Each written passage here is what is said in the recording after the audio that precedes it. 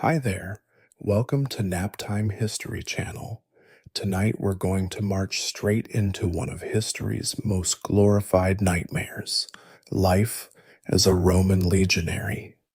You're probably picturing yourself in gleaming armor, conquering barbarians, and building an empire that would last 1,000 years. But here's the reality check. You'd be lucky to survive your first week, let alone the 25 years of service required before you could even think about retirement. So, before you get comfortable, take a moment to like the video and subscribe, but only if you genuinely enjoy what I do here. And hey, drop a comment with where you're listening from and what time it is there. I love seeing how far these bedtime stories travel. All right, let's begin the story. The year is 107 BCE, and you've just made the worst decision of your life. The sun hasn't even risen over the 7 hills of Rome when rough hands shake you awake. You barely have time to register what's happening before 2 centurions, think drill sergeants with worse attitudes and better fashion sense, are dragging you from your straw mattress. Your mother's wailing echoes through the insula as they haul you into the street. Congratulations, you've been voluntold to join Marius's new professional army. See, before General Marius came along with his brilliant reforms, Roman armies were made up of property-owning citizens who could afford their own gear. Nice system if you owned land. But Marius? He looked at Rome's unemployed masses, people like you, and saw disposable sword fodder. Sorry, I mean career opportunities.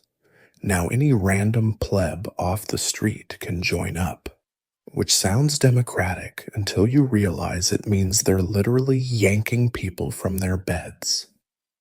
The centurions march you through the pre-dawn streets of the Suburra, Rome's seediest neighborhood, where the smell of human waste mingles with yesterday's garum. Your bare feet splash through puddles you really hope are just water. Around you, other young men stumble along in various states of undress and panic. One guy's still clutching half a loaf of bread like it's his last meal, which, honestly, might not be far from the truth. You're herded toward the Campus Martius, the field of Mars, where military business happens. The irony isn't lost on you that it's named after the god of war, considering you've never held anything more dangerous than a pruning knife. The centurions bark at stragglers in Latin so coarse it would make a suburban prostitute blush. One recruit trips and falls face first into what's definitely not mud. The centurions just laugh. Here's something historians still argue about. Exactly how voluntary was voluntary enlistment? Sure, technically you're choosing to join, but when the alternative is starving in Rome's slums or getting shanked over a moldy piece of bread, is it really a choice? Some scholars think the authorities used recruiting gangs who made offers you couldn't refuse. Think ancient press gangs with gladius swords instead of cudgels. As you stumble into the Campus Martius, hundreds of other bewildered recruits mill around like sheep before slaughter. A grizzled centurion with more scars than teeth climbs onto a platform. His voice carries across the field with the volume of someone who's spent decades screaming at idiots. Silentium, instant quiet. Even the pigeons stop cooing. Citizens of Rome, he begins, and you almost laugh because yesterday you were just another hungry mouth in the Suburra. You stand here as maggots, soft, worthless, probably still drunk from last night. The several recruits shift uncomfortably. He's not wrong. But in 6 months, if you survive, you might be worthy to carry the Aquila of Rome. Survive? That word hangs in the air like the smell from the nearby fish market. You glance around at your fellow recruits, bakers, dock workers, farm boys fresh from the countryside, still picking straw from their hair. One scrawny kid near you can't be older than 16 and looks like a stiff breeze would snap him in half. These are the future conquerors of the known world. The centurion continues his motivational speech, which mostly consists of creative descriptions of what barbarians will do to your various body parts if you don't learn to fight properly. Apparently, Germans like to hang Roman intestines from trees as party decorations. Charming. A queasy-looking recruit to your left turns green and vomits onto his neighbor's feet. The neighbor jumps back, slips in the sick, and dominoes into 3 other men. The centurions don't even pause their speech. You're starting to realize that every glorious triumph you've heard about in the Forum came at the cost of thousands of poor bastards like you, ground into battlefield fertilizer so some senator could add another cognomen to his name. But it's too late now. The clerks are already scratching your name onto their wax tablets, binding you to a quarter century of service with all the legal force of Rome behind it. The registration process is about as dignified as a cattle auction. They measure your height, minimum 5 Roman feet. Thankfully, you just qualify. They check your teeth like you're a horse. The medical examination, conducted by a bored Greek slave who clearly has better places to be, consists mainly of making sure you have that all your limbs and can see well enough to stab in the right direction. Name? The clerk asks without looking up. You give it, and he mangles the pronunciation while etching it into his tablet. Province of origin? Rome, you say, trying to sound proud instead of terrified. Previous occupation? I helped my uncle in his unemployed. The clerk interrupts, scratching away. Next. And just like that, your civilian life ends with a bureaucratic whimper. They hand you a lead identity disc to hang around your neck, basically an ancient dog tag, so they can identify your corpse later. How reassuring. The metal's already warm from the previous recruit's sweaty grasp.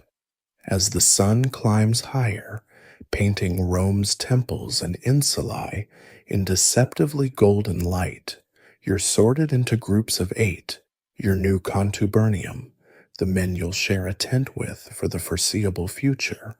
Looking at their faces, you see your own fear reflected 7 times over. There's Gaius, a blacksmith's son with arms like tree trunks, but eyes like a frightened rabbit. Marcus, who won't stop muttering prayers to every god he can name.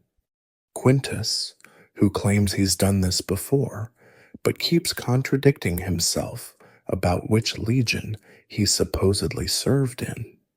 The centurion assigned to your century, a walking scar collection named Flavius, sizes up your group with the enthusiasm of a man surveying a pile of particularly disappointing dung. I've seen Vestal virgins who looked more threatening, he announces. My grandmother could take all 8 of you with her distaff. Flavius spits onto the packed earth, the glob landing dangerously close to your foot. But first things first, ladies, before I can teach you to die properly for Rome, you need to learn to walk. The way he says walk makes it sound like a threat, which, You're about to discover it absolutely is. They don't even give you real equipment yet.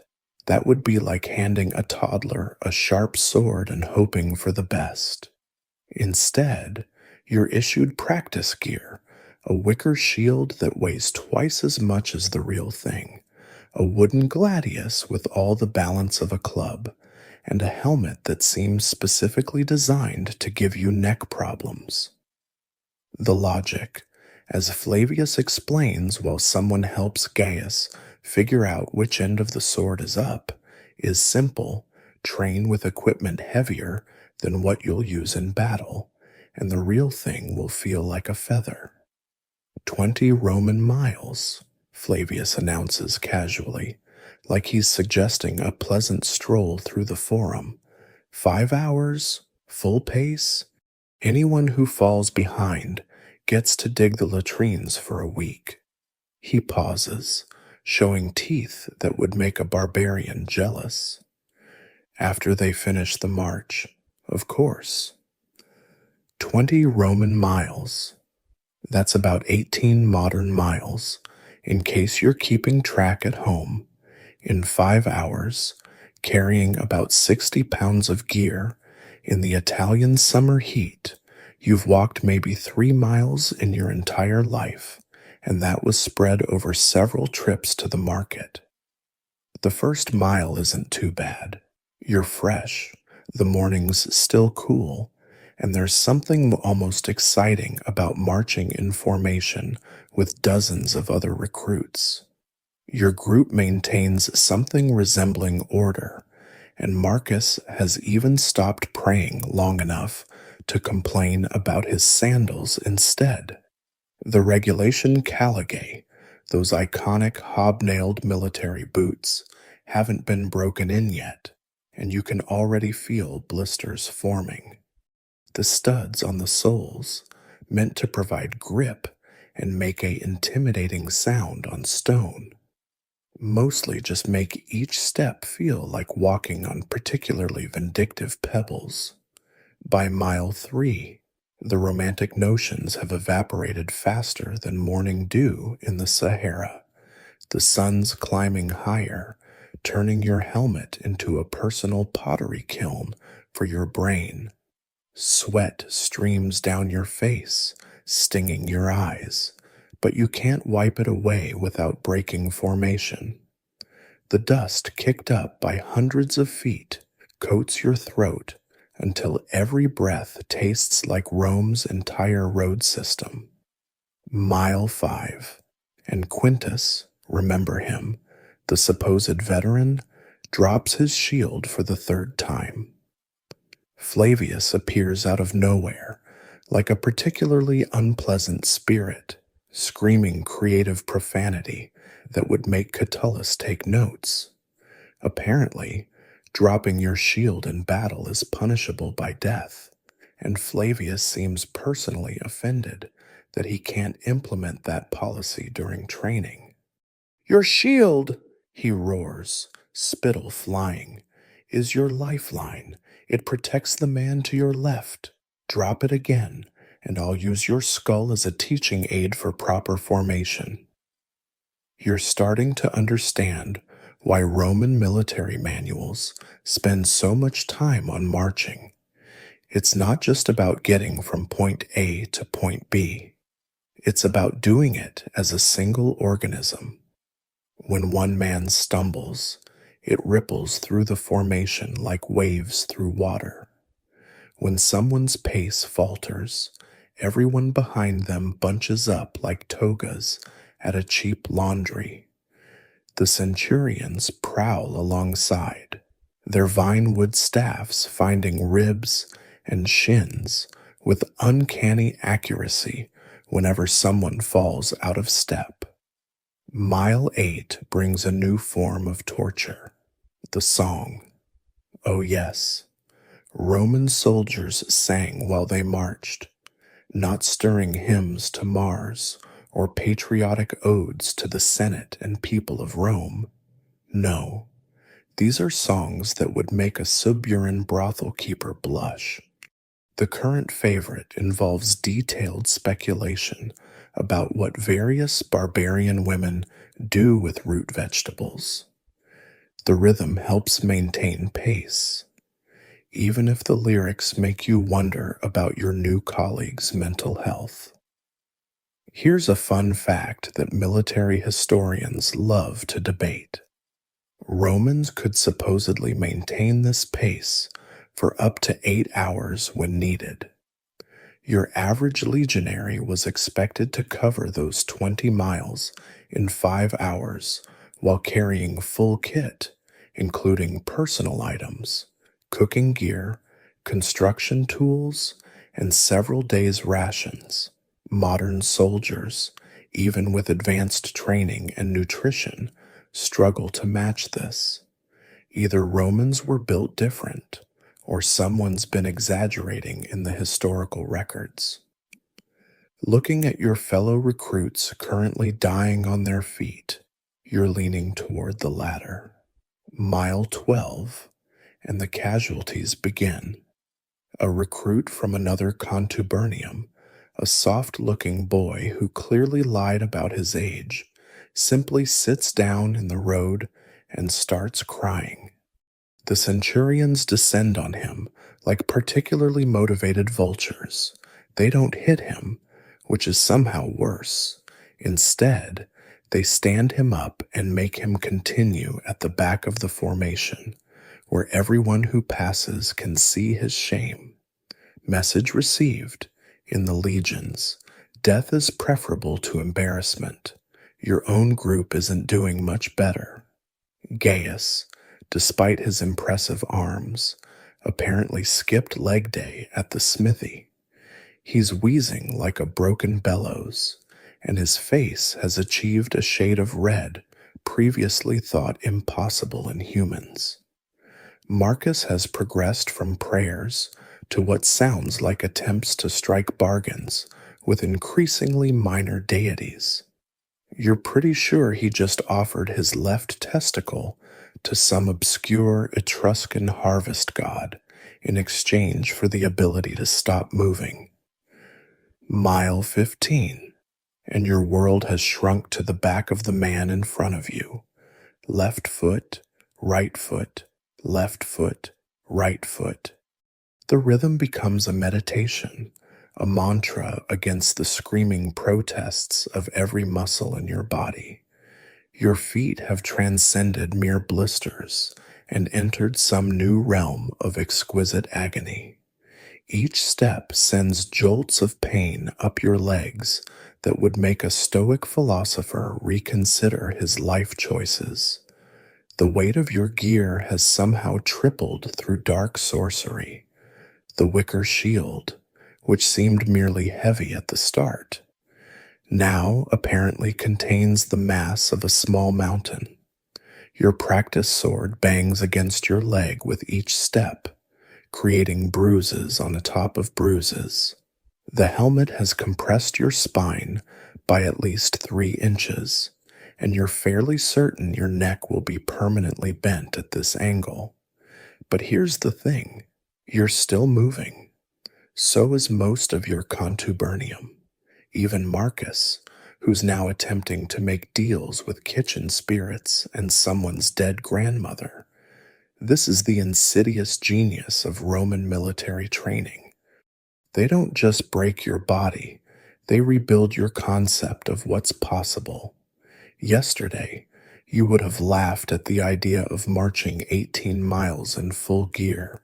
Today, you're doing it because the alternative, the shame, the latrine duty, the vinewood staff across your ribs, is worse than the pain. Mile 18, and Flavius calls a 5-minute halt. You don't so much stop as collapse in place, your legs giving out like a senator's morals at a triumph celebration. Water skins are passed around, and you gulp the warm, leather-tainted liquid like it's the finest Falernian wine. Someone's already throwing up, but you're too exhausted to even turn your head to look. 2 miles left, ladies, Flavius announces, seeming personally offended that any of you are still alive. And when we get back, we start weapons drill. Weapons drill. After this, the man's clearly insane, but he's insane with official backing, which is the worst kind. You force yourself back to your feet, using your practice spear as a crutch, ignoring how your legs shake like a newborn colt's. The final 2 miles pass in a blur of pain and determination. Your body has moved beyond exhaustion into some strange realm where you're watching yourself from outside, marveling that your legs are still moving despite having no apparent connection to your brain. The training ground finally appears ahead like a vision of Elysium. If Elysium were a dusty field full of screaming centurions and the smell of mass human misery, you've made it. 20 Roman miles in just under 5 hours, as you collapse with your contubernium, gasping like landed fish. Flavius stands over you with what might charitably be called satisfaction. Congratulations, he says. You've completed your first morning march. After lunch, we'll do it again, this time with full packs. The sound that escapes your throat isn't quite human, but you're alive. You're technically a soldier now, and somewhere in the pain-addled recesses of your mind, a tiny spark of pride ignites. You've just accomplished something that would kill most modern civilians. Of course, this is day 1 of approximately 9,125 days of service. But who's counting? The sadist Flavius actually keeps his promise. After a lunch of watered-down Posca and rock-hard bucellatum, military biscuits that could double as siege weaponry, you're back on your feet. But this time, mercifully, you're staying put. Time to learn why Roman soldiers conquered everything from misty Britannia to the scorching sands of Egypt. Disciplined, methodical violence, you're herded to the training stakes, called poly, which are just thick wooden posts driven into the ground. They look innocent enough, like oversized fence posts. You're about to develop a deeply personal hatred for these inanimate objects that will last your entire military career. Each recruit gets their own stake, your dance partner for the next several months. Yours has clearly seen better days, the woods splintered and stained with what you hope is just sweat from previous recruits. This, Flavius announces, patting a stake like it's a beloved pet, is your enemy. It's a Gallic warrior, a Germanic berserker, a Parthian horse archer who's personally insulted your mother. He draws his gladius in one smooth motion that speaks of decades of practice. And you're going to learn to kill it over and over until the motion is carved into your very bones. The Roman gladius is a thing of brutal efficiency, about 2 feet of double-edged iron designed for one purpose, punching holes in people. But you're not getting real swords yet. Instead, you're handed a wooden practice sword that weighs twice as much as the real thing. Same principle as the march. Train heavy, fight light. The weight makes your wrist scream within minutes. First lesson, Flavius demonstrates, his scarred arms moving with disturbing grace. Romans don't swing. Barbarians swing. Big, dramatic cuts that look impressive and leave you wide open. He mimics a theatrical overhead chop. We thrust. 6 inches of iron in the right place beats 3 feet of bad technique. He shows you the basic stance. Left foot forward, shield up, sword held low behind the shield's edge. Your body screams in protest at holding the position. The wicker shield wants to droop. Your sword arm shakes, and you're acutely aware that you look nothing like the disciplined killers on Trajan's column. Thrust, Flavius barks. You stab at your stake. The wooden sword bounces off pathetically. That's not a thrust. That's a gentle suggestion. You're trying to kill him, not propose marriage from the hip using your whole body. You try again and again and again. The first 100 thrusts are merely uncomfortable. The second 100 introduce you to new varieties of pain. By the third 100, your shoulder feels like someone's poured molten lead into the joint. The wooden sword might as well be made of solid marble. Here's something fascinating that modern historians have figured out through experimental archaeology. This training method was possibly borrowed from gladiatorial schools. Romans were nothing if not practical. They saw how gladiators trained and thought, hey, that looks effective for producing professional killers. They just removed the showmanship and doubled down on the parts that involved stabbing things repeatedly until muscle memory took over.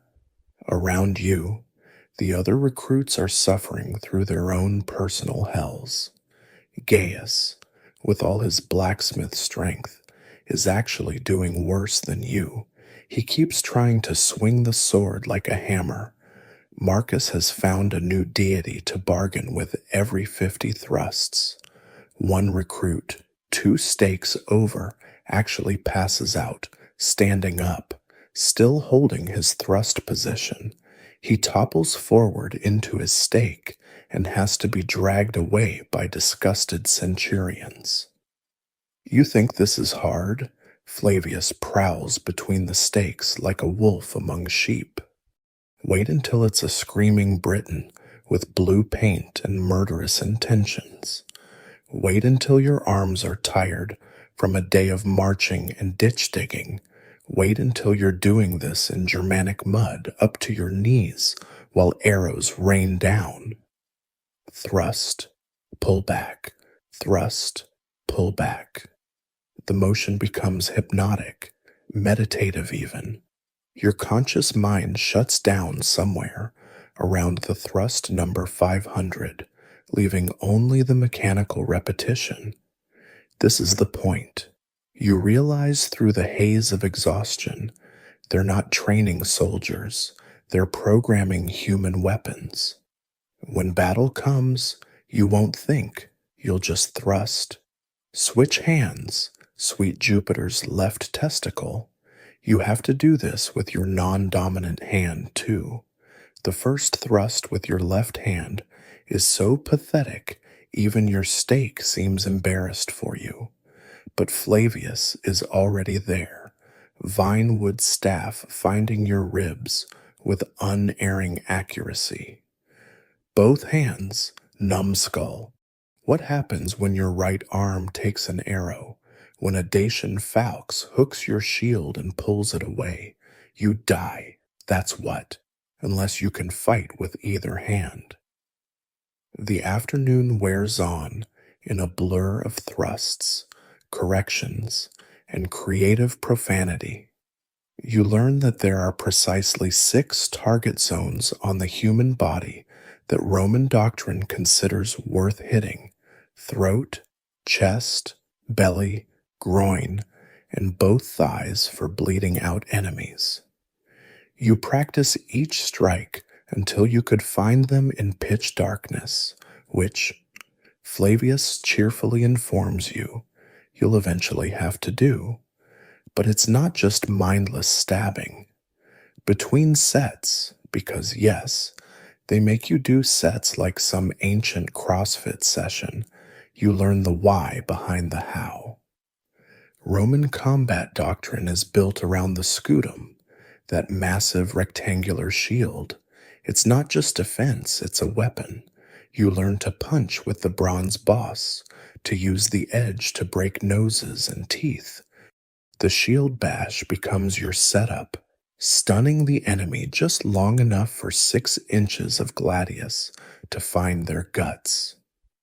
The Greeks, Flavius lectures while you gasp for breath, fought with long spears, pretty phalanxes all in a row. Know what happened when Romans got inside their reach? He mimes a quick thrust. Dead Greeks. The Celts have those long slashing swords, impressive until you're inside their guard. Another thrust. Dead Celts. Everyone wants to fight with reach and power. We fight with economics, minimum effort, maximum lethality. Hour 3 of stabbing practice, and something strange happens. Your body stops protesting quite so loudly. The weight of the practice sword doesn't seem quite as overwhelming. Your thrusts are finding their marks more often than not. It's not that it's gotten easier, you're just getting harder. The human body, apparently, adapts to almost anything if you torture it consistently enough. You're even starting to understand the rhythm of it. Thrust, twist, withdraw. The twist is crucial. It opens the wound channel, makes it harder to heal, causes more bleeding. Romans thought of everything when it came to efficiently ending human life. There's something deeply disturbing about practicing the exact wrist motion needed to disembowel someone, but that thought gets filed away with all the other existential crises you don't have time for. Partner drills, Flavius announces, and your heart sinks. You've been peacefully stabbing an inanimate object, and now they want you to face actual humans? You're paired with Lucius from your contubernium, a farmer's son who looks like he'd apologize to wheat before harvesting it. You face each other with your wicker shields and wooden swords, both trying to look fierce and mostly achieving constipated. One attacks, one defends. Start slow or you'll brain each other, and I'll have to explain to the quartermaster why I need replacement idiots. The first fight is pathetic. You both basically poke at each other like elderly senators arguing over seating arrangements. But the centurions prowl around with their vinewood motivation sticks, and soon you're actually trying. Lucius swings, a big barbarian cut that Flavius would hate, and you block with your shield. The impact jars your entire arm, but you remember to counter thrust. Your wooden sword stops just short of his ribs. Better. Flavius actually sounds marginally less disgusted, but in battle, almost means dead, reset. Hours pass. Attack, defend, counter. You learn to read the telegraph in shoulders, the shift of weight that announces an attack. You learn that fights aren't like the heroic single combats in Homer. They're brutal, short, and usually decided in seconds. One mistake, one gap in concentration, and you're fertilizing some foreign field. By the time the sun starts sinking toward the 7 hills, you've thrust at that wooden stake approximately 3,000 times. Your arms hang like dead meat. Your shield arm can't even feel the shield anymore. It's just become an extension of your body, a 60-pound growth you'll apparently have to live with forever. Form up, Flavius barks. You stumble into formation, everyone looking like they've been beaten with the ugly stick and then gone back for seconds. Today, he announces, you've taken your first step toward not embarrassing Rome on the battlefield. Tomorrow, we do it again, and the day after, and every day, until you can thrust in your sleep. And yes, I will be checking, dismissed to evening meal. As you stumble toward the mess area, where dinner promises to be more of the same delicious rocks and vinegar, Gaius groans beside you. I can't feel my arms. I can feel mine, Marcus replies. They're planning to murder me in my sleep. You want to laugh, but that would require energy you don't have. Tomorrow promises more marching, more stabbing, more pain. But buried underneath the exhaustion, that tiny spark of pride is still there. You're becoming something, not a soldier yet. That's months or years away. But not the soft civilian who was dragged from his bed this morning either. The sun has barely set when the cornicen's horn splits your skull open, or at least that's what it feels like. You've had maybe 4 hours of sleep on the hard ground, sharing a leather tent with 7 other men who smell like a latrine's armpit. Someone's foot is in your face. Marcus is mumbling prayers even in his sleep.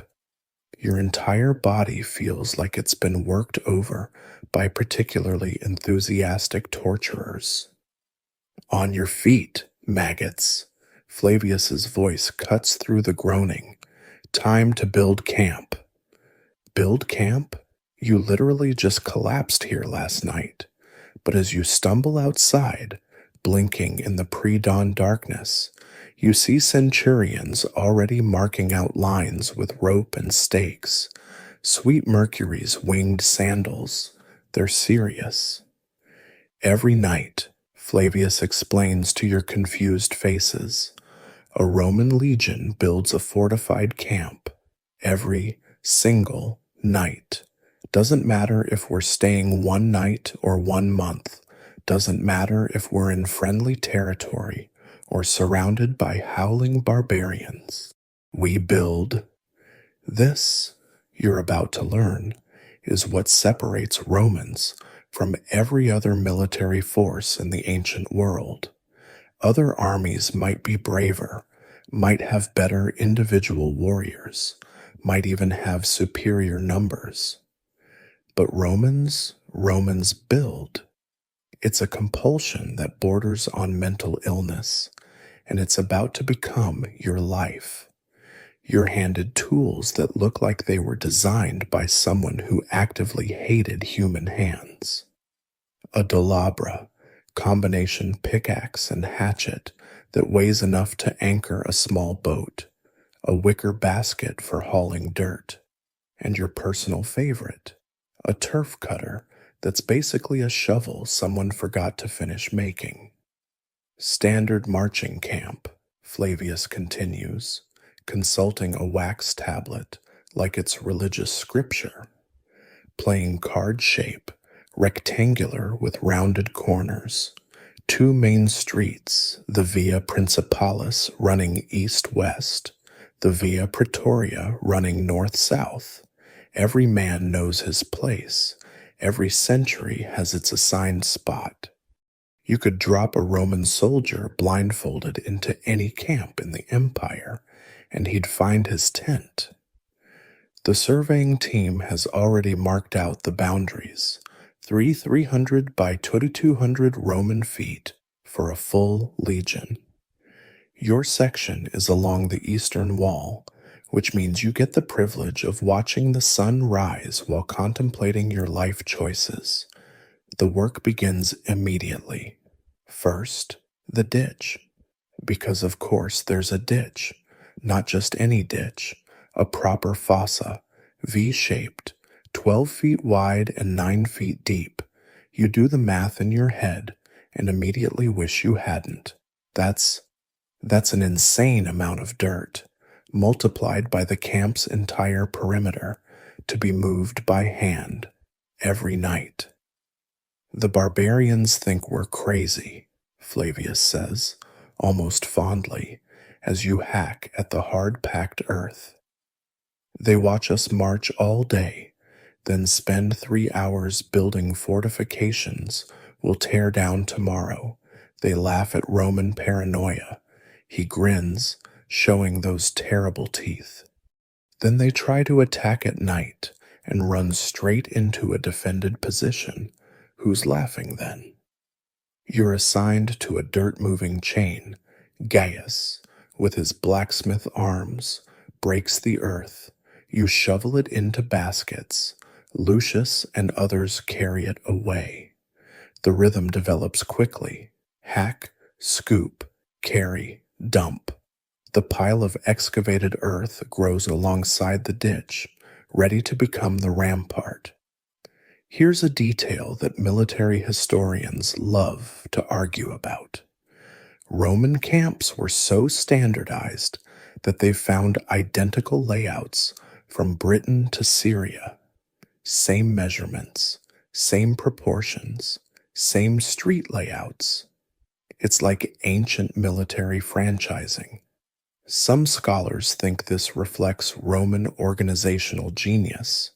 Others point out it also reflects a pathological fear of change. Why not both? Hour one passes in a blur of flying dirt and creative profanity. Your hands, already raw from yesterday's weapons practice, develop new and exciting blisters. The Delabra handle becomes slick with sweat and what you're pretty sure is blood. But the ditch deepens with frightening efficiency. Hundreds of men working in coordination can move mountains, or at least dig massive defensive earthworks. Deeper on the corners, a centurion barks. He's carrying a measuring stick and the self-important air of middle management everywhere. Regulation depth. You think a charging German is going to politely avoid the shallow spots? Someone 2 groups over collapses from exhaustion. He's dragged away and replaced without anyone even breaking rhythm. The work continues. It has to continue. The Roman military machine doesn't stop for individual weakness.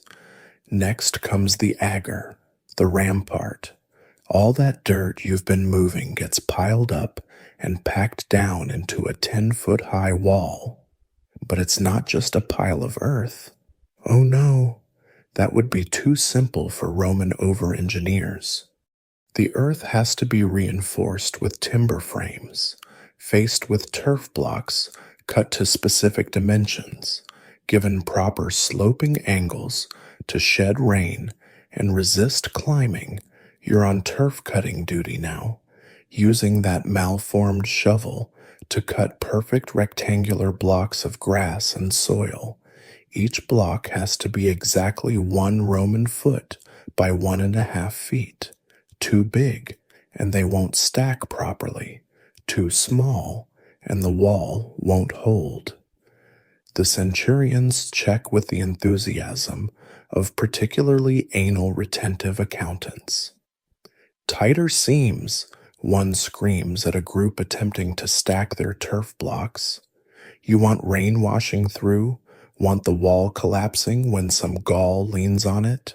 My grandmother built better walls, and she was blind. 2 hours in, and the camp is taking shape with eerie speed. The ditches form a perfect rectangle. The ramparts rise like earth-colored walls. It's hypnotic, watching civilization literally rise from raw earth. This is Roman power made visible, not just the ability to conquer, but to transform any patch of ground into a fortified position. But wait, there's more, because Romans don't do anything halfway. Atop the rampart goes the palisade, a wooden wall made from pre-cut stakes each legion carries. That's right, you've been marching 20 miles a day, carrying the materials for your own fortifications. Each soldier carries 2 pali, 7-foot stakes sharpened at both ends, Multiply by 5,000 men, and you've got instant wooden walls. Stakes go in at an angle, Flavius demonstrates, driving one into the packed earth with disturbing ease. Pointing outward and down, you want the enemy to impale themselves, not climb over like it's a garden fence. The pointed ends bristle outward like a forest of wooden teeth. Any attacker would have to cross the ditch, climb the earth rampart, and then deal with a wall of stakes, all while defenders rain down javelins from above. It's deviously simple and simply devious. 3 hours after starting, and the transformation is complete. What was empty ground is now a miniature city. The Via Principalis runs arrow straight through the center. The commander's tent, the Praetorium, sits at the heart like a canvas spider. Unit areas are marked out with mathematical precision. Even the latrines are regulation distance from the sleeping quarters. Romans thought of everything, especially anything involving not dying of dysentery. But you're not done yet. Oh no, inside your centuries area, you still have to set up your actual tent.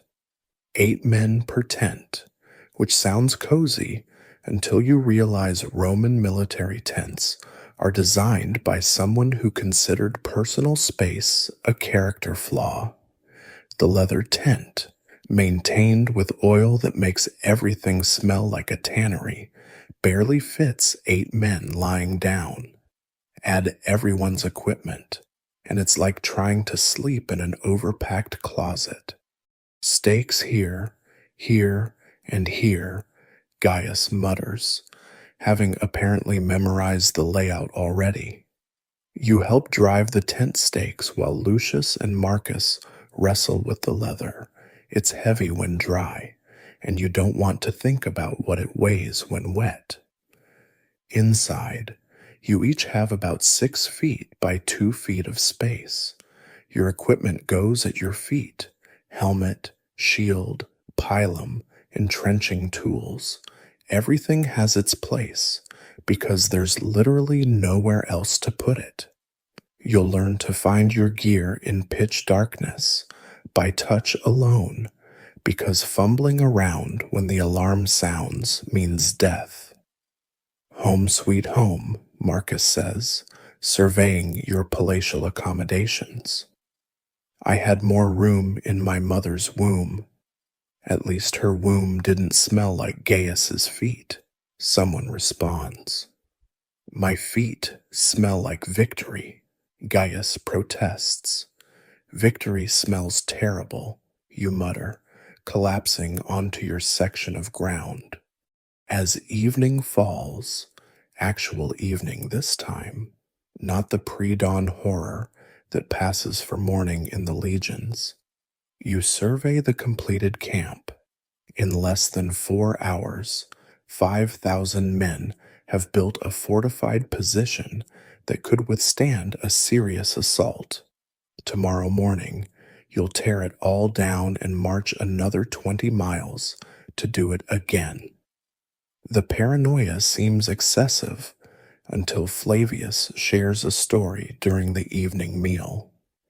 3 years ago in Germania, he says, chewing on his rock-hard bucellatum, a cohort decided they were too tired to dig in properly.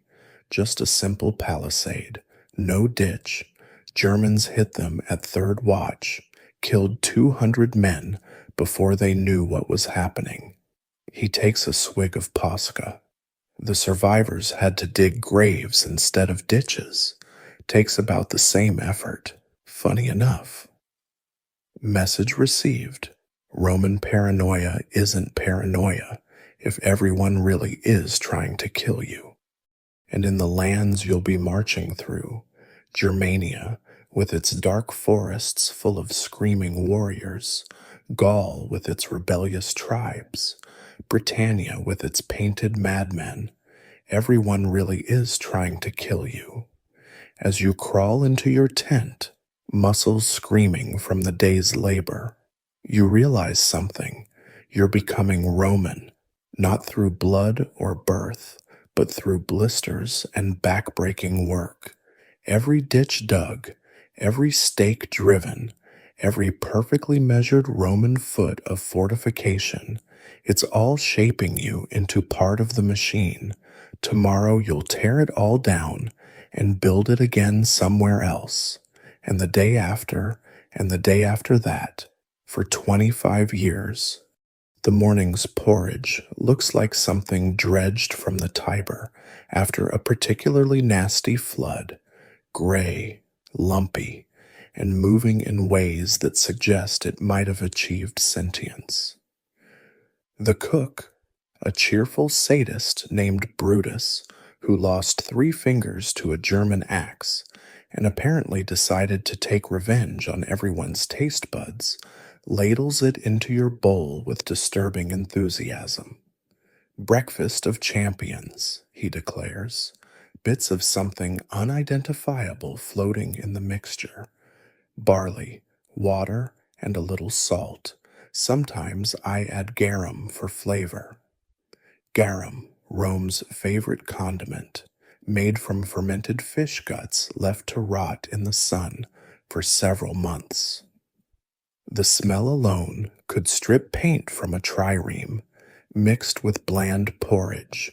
It creates a flavor profile that makes you long for the simple pleasure of starvation. "What's that chunk?" Lucius asks, poking at something solid in his bowl.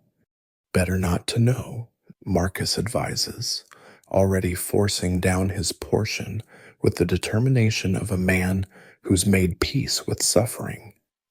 This is your introduction to Roman military cuisine, where the primary seasoning is resignation and everything tastes like disappointment. The basic legionary diet revolves around 3 things: grain, usually wheat or barley, oil, when you're lucky, and whatever preserved nightmares the quartermasters have deemed food. You get about 3 pounds of grain per day, which sounds generous until you realize you have to grind it yourself using a hand mill that was clearly designed by someone who despised wrists. Every contubernium shares 1 mill, leading to daily arguments about whose turn it is to transform wheat into something allegedly edible. The resulting flour gets made into either porridge, like this morning's horror, or bucellatum, those rock-hard biscuits that double as weapons in a pinch. In my village, Gaius muses, staring into his bowl like it holds the secrets of the universe. We fed slop like this to pigs, and look how well the pigs turned out. Flavius appears behind you, cheerful as a funeral director at a plague outbreak. Fat, happy, and delicious. You'll be lucky to achieve 2 out of 3. After choking down breakfast, it's time for everyone's favorite morning activity, latrine duty. Because someone has to maintain those regulated distance waste facilities, and that someone is always the newest recruits. Roman military latrines are marvels of engineering, long wooden benches with holes cut at regular intervals, positioned over flowing water when possible, or deep pits when not. Very efficient, also very communal. No privacy in the legions, Flavius explains as your group reports for cleaning duty. You'll learn to do your business while discussing tactics with the man next to you. Some of my best strategic insights came while squatting next to my centurion. The smell hits you before you even enter the latrine building. It's a unique bouquet. Human waste mixed with the vinegar used for cleaning, topped with notes of whatever crawled in there to die last week. Your eyes water. Your breakfast threatens to make a return appearance. But here's the truly disturbing part: the communal sponge. That's right, singular. One sponge on a stick, shared by everyone, used for cleanup. It sits in a bucket of vinegar between uses, which is supposed to sanitize it, but mostly just adds a festive sting to an already unpleasant experience. Historical fun fact, you mutter to Marcus as you both try not to breathe. Some scholars think this is where the phrase, getting the wrong end of the stick, comes from. I don't care where it comes from, Marcus gasps. I just want to know where it's been. And you spend an hour mucking out the trenches, adding fresh dirt, and trying not to think about how many men have sat on these benches. The vinegar does nothing for the smell, but does ensure your eyes never stop watering. By the time you're done, you've developed a whole new appreciation for private bathroom facilities and single-use hygiene products. But latrine duty is just the appetizer. The main course of today's humiliation is learning about Roman military punishments, because apparently the natural hardships of army life aren't quite miserable enough. You're assembled in the parade ground where a poor bastard from another century is about to receive disciplinary action. His crime? Falling asleep on watch duty in civilian life. This might earn you a stern talking to. In the legions, it earns you a fatal appointment with your tent mate's fists. Fustuarium, Flavius explains with the casual tone of someone describing the weather. Death by cudgeling. His own contubernium carries out the sentence. The men who shared his tent, his food, his dangers, they'll be the ones to beat him to death. The condemned man stands in the center of a circle, pale but resolute. He knows what's coming. His tent mates surround him, holding wooden clubs, their faces grim. This is Roman discipline at its most brutal. You don't just betray Rome when you fail, you betray your brothers. The execution is mercifully quick, but horrifically thorough. You want to look away, but don't dare. The message is crystal clear. In the legions, your mistakes don't just kill you, they force your friends to do it. It's psychological warfare turned inward, creating a self-policing system based on shared guilt and mutual responsibility. But wait, Flavius continues, clearly enjoying his role as tour guide to military horror. There's more. More? Of course there's more. Romans didn't become history's most successful military machine by doing things halfway. He describes the full menu of punishments available to maintain discipline. Minor infractions earn you a beating with the centurion's vinewood staff. These are almost casual. You'll see men getting whacked for everything from improper equipment maintenance to bad posture. The centurions carry these staffs like badges of office, and they're not decorative. Gaius has already collected 3 welts just from standing wrong. Moderate crimes might get you reduced rations, because nothing says, don't do that again, like trying to march 20 miles on half portions of moldy grain. Or extra duties, like permanent latrine maintenance or hauling water for the entire century. One repeat offender in another cohort has been carrying water for so long his spine is permanently curved. Then there's the really creative stuff. Soldiers guilty of cowardice might be forced to camp outside the fortifications. You know, those fortifications you spend 3 hours building specifically to keep from dying? Yeah, sleep outside those, with the wild animals, and the potentially hostile locals, and whatever goes bump in the Germanic night. But the punishment that really gets everyone's attention is decimation. The word makes strong men shudder, and for good reason. When an entire unit shows cowardice or mutiny, 1 man in 10 is selected by lot and beaten to death by the other 9. It doesn't matter if you personally stood your ground.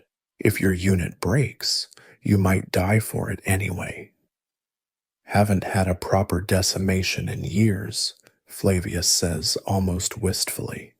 Last one I saw was in Syria. Auxiliary unit broke against some Parthian cavalry, drew lots that night. The screaming went on for hours. He pauses for effect. The survivors never ran again, though.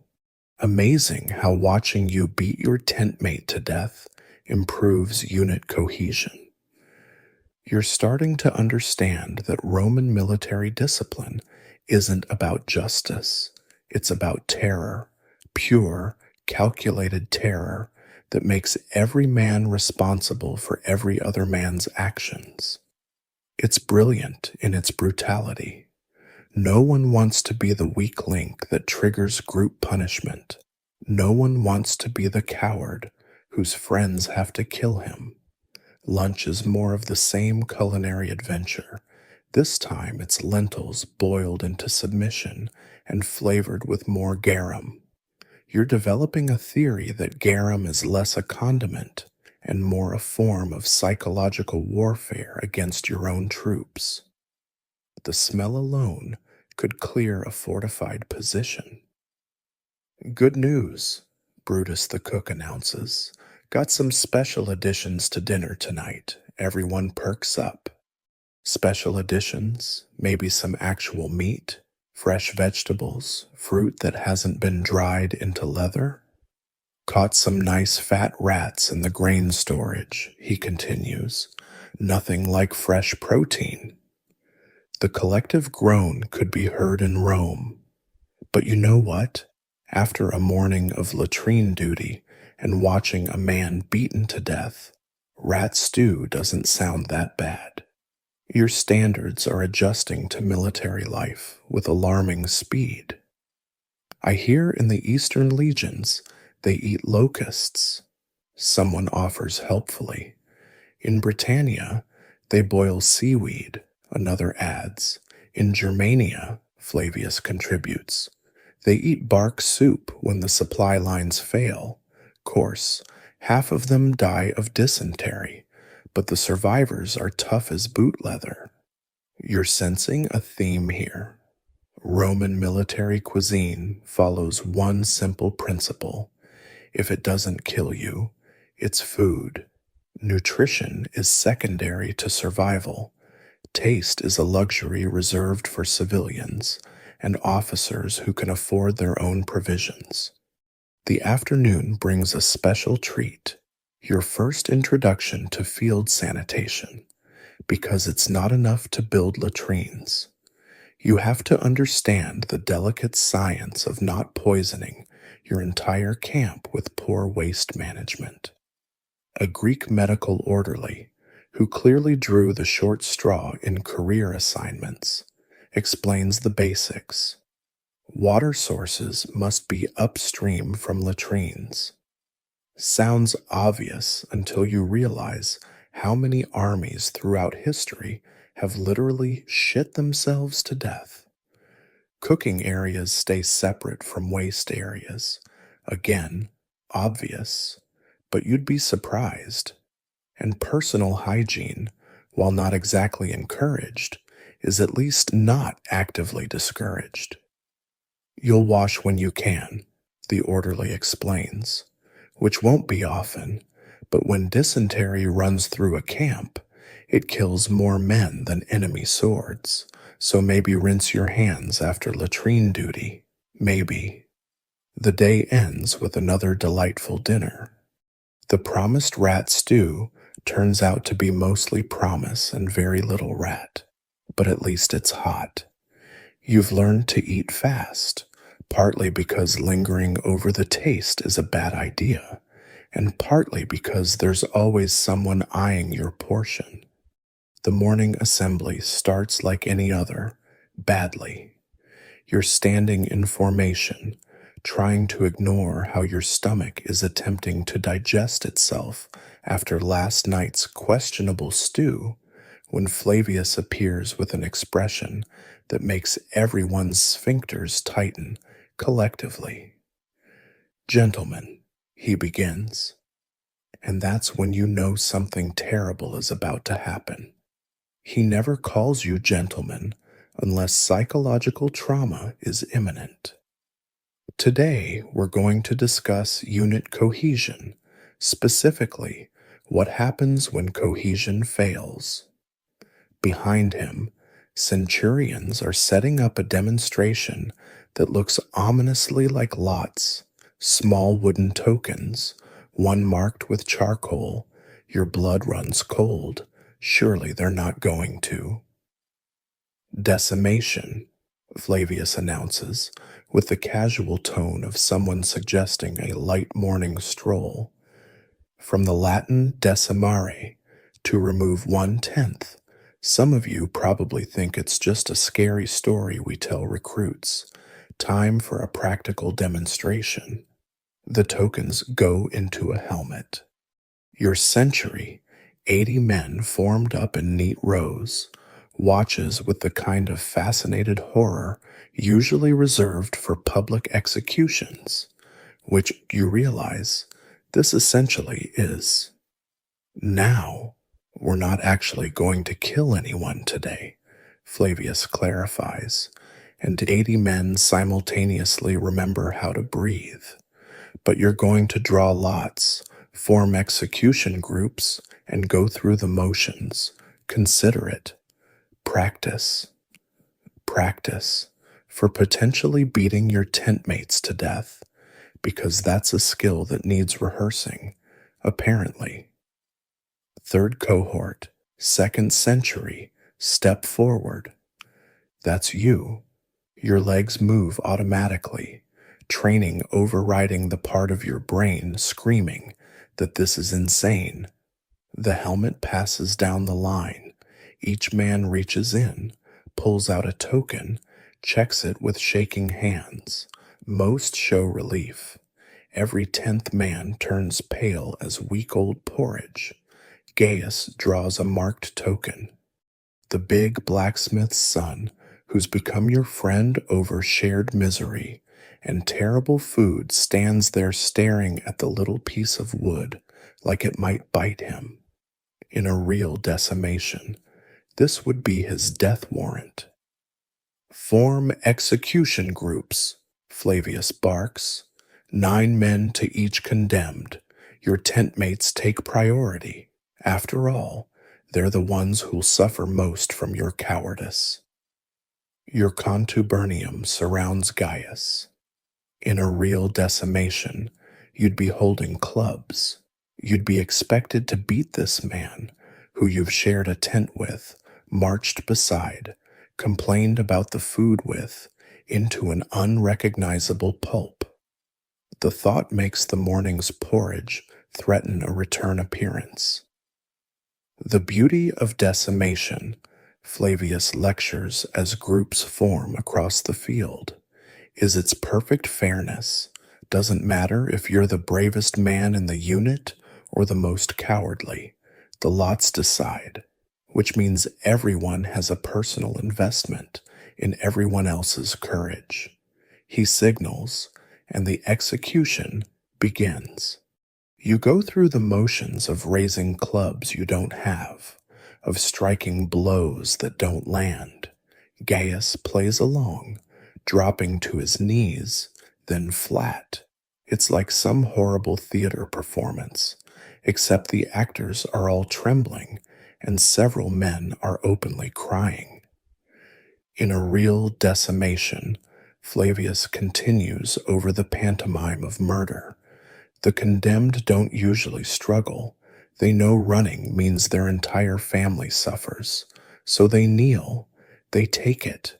They die so their tent mates can live with the shame instead of joining them in death. Historical sidebar that scholars debate: decimation was actually rare, used maybe a dozen times in recorded Roman history, but the threat of it, that hung over every legion like Jupiter's own sword. Imagine going into battle knowing that cowardice meant not just your own death, but potentially forcing your best friend to cave in your skull. It's psychological warfare perfected. Reset, switch condemned. Now Marcus has the marked token. Sweet, constantly praying Marcus, who still mutters benedictions over the slop they call food.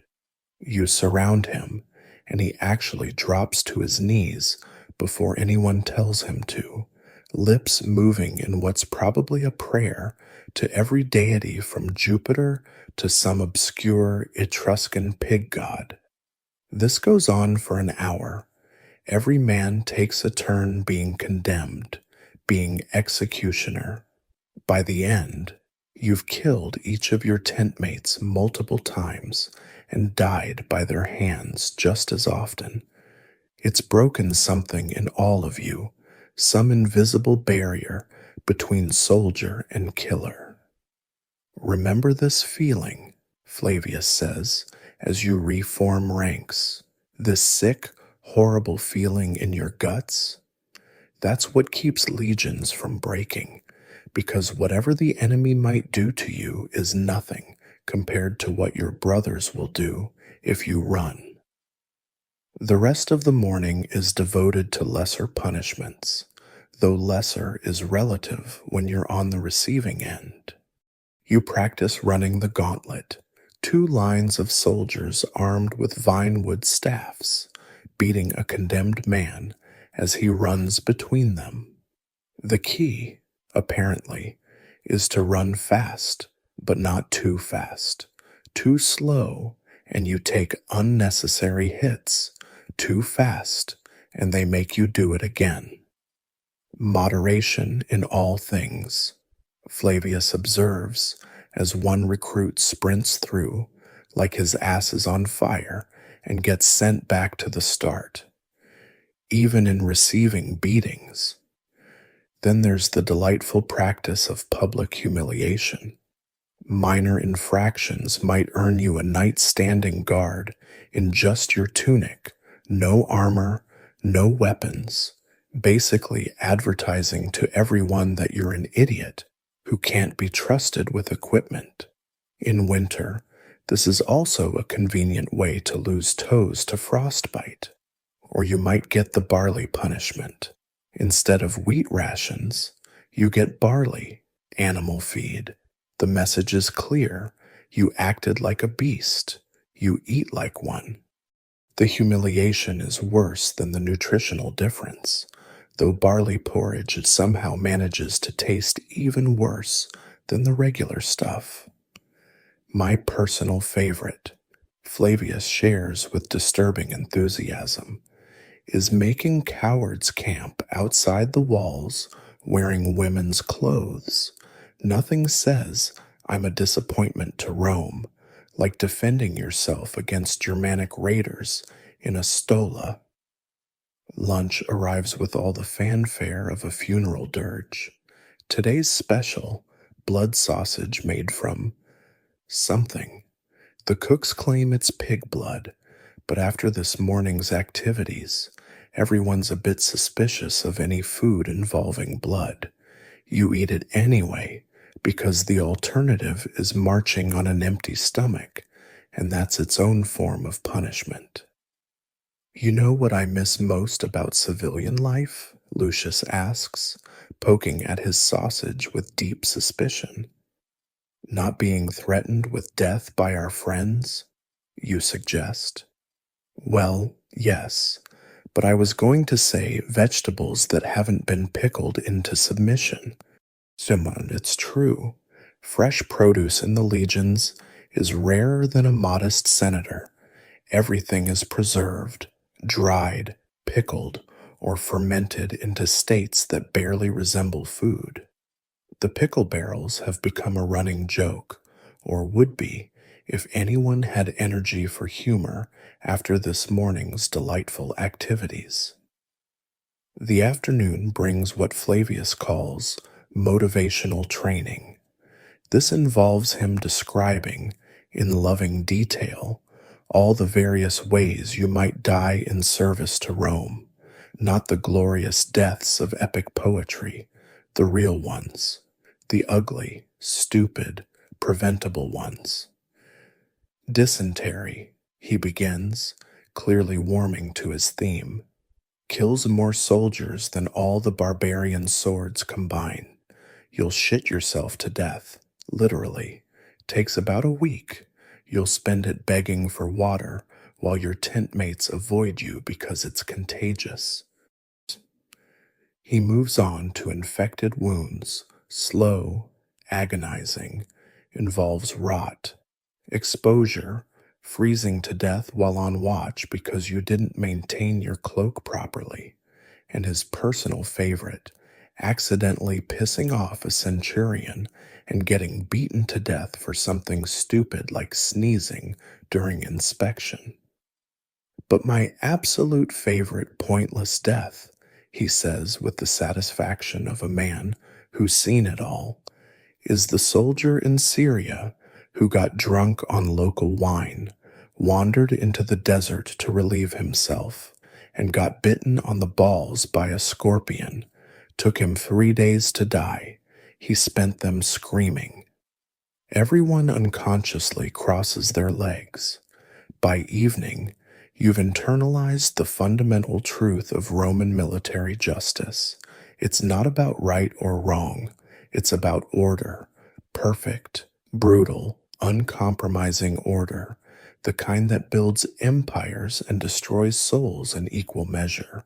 Dinner is beans, just beans, boiled until they've given up any pretense of nutritional value. Someone found a weevil in theirs, which passes for excitement. At least it's extra protein. I've been thinking, Marcus says, still pale from the morning's decimation practice. Don't, Gaius advises. It's bad for morale. No, seriously. They're training us to be more afraid of each other than the enemy.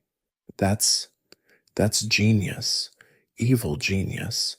But still genius. He's right. Of course. Roman discipline works because it makes external enemies seem like the lesser evil. When charging a line of screaming Gauls seems preferable to facing your tent mates' clubs, you know the system is working exactly as designed.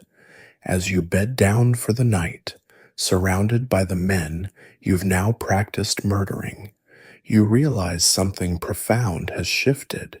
You're not just learning to be a soldier.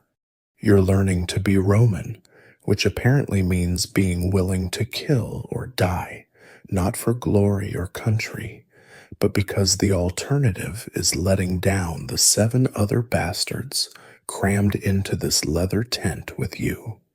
Tomorrow they'll find new ways to break you down, new punishments to demonstrate, new fears to instill.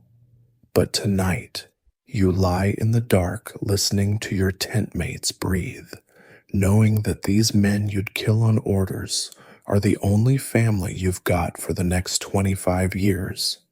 The march north begins before dawn, because apparently Romans believe suffering builds character, and darkness adds that extra touch of misery. You've been in training for 3 months now, which in Roman military terms means you're just competent enough to die properly for the empire. Today's adventure, a practice march through the hills toward Germania, where the trees hate you and the locals hate you more. Germania, Flavius announces with what might charitably be called enthusiasm, where the forests are dark, the women are hairy, and the men paint themselves blue before trying to remove your intestines with farming implements. You're wearing full kit now, real armor, not the practice wicker, the lorica segmentata, those iconic banded iron plates, weighs about 20 pounds and has all the flexibility of a particularly stubborn mule. It's already chafing in places you didn't know could chafe. Your gladius hangs at your right hip, your Pugio dagger on the left, and you're carrying two pila, those nasty javelins designed to punch through shields and bend on impact so enemies can't throw them back. But the real joy is your marching pack. Romans, in their infinite wisdom, call this impedimenta, literally hindrances. Whoever named it clearly had a sense of humor. You're carrying personal gear, cooking equipment, 3 days of rations, two poly stakes for the camp fortifications, entrenching tools, a cloak, spare sandals, and various other items that seem specifically chosen to destroy your spine. The total load? About 60 pounds, plus armor, plus weapons. It's like hiking with an angry child permanently attached to your back. The Germans, Flavius continues, as you trudge through the pre-dawn darkness. Don't build roads. Don't build much of anything, really. They live in mud huts and think a good day involves drinking beer made from bread and hitting Romans with axes. The road north deteriorates with each mile. Roman roads in Italia are engineering marvels, straight as a gladius, paved with stone, built to last forever. But here, approaching the frontier, the road becomes a suggestion rather than a fact. Mud season has turned it into a sucking morass that grabs at your caligae with every step. Keep formation. The centurions prowl alongside, vinewood staffs, finding anyone who drifts out of line. The Germans love stragglers. They nail them to trees as offerings to their nasty forest gods. Mile 5 brings you into proper forest, not the tame woods near Rome where poets write about nymphs and shepherds play pipes. This is Germania's edge, ancient trees that block out the sun, undergrowth thick enough to hide entire war bands, and an oppressive silence that makes every snapped twig sound like an ambush about to happen. Fun fact, you mutter to Marcus, who's gone pale as fresh cheese. The Germans don't just worship trees. They hang human sacrifices from them, particularly Romans. Something about feeding our blood to the forest. Thank you. Marcus gasps between breaths. That's exactly what I needed to hear right now. The column stretches for miles, 5,000 men moving like an armored snake through the wilderness. Standards bob above the ranks, eagles catching what little sunlight penetrates the canopy. Every man maintains strict spacing. Too close and you can't maneuver. Too far and the formation breaks. Either mistake in actual combat means death. By noon, you've covered 12 miles of increasingly hostile terrain. The road has devolved into a muddy track, barely wide enough for the column.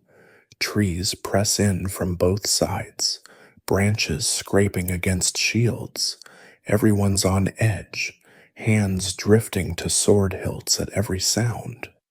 That's when you hear it, a war cry that starts as a low rumble and builds to a shriek that makes your bowels seriously consider voiding themselves. Germans, or rather, training officers dressed as Germans, but in the moment, the distinction seems academic. Ambush, form testudo. Training kicks in.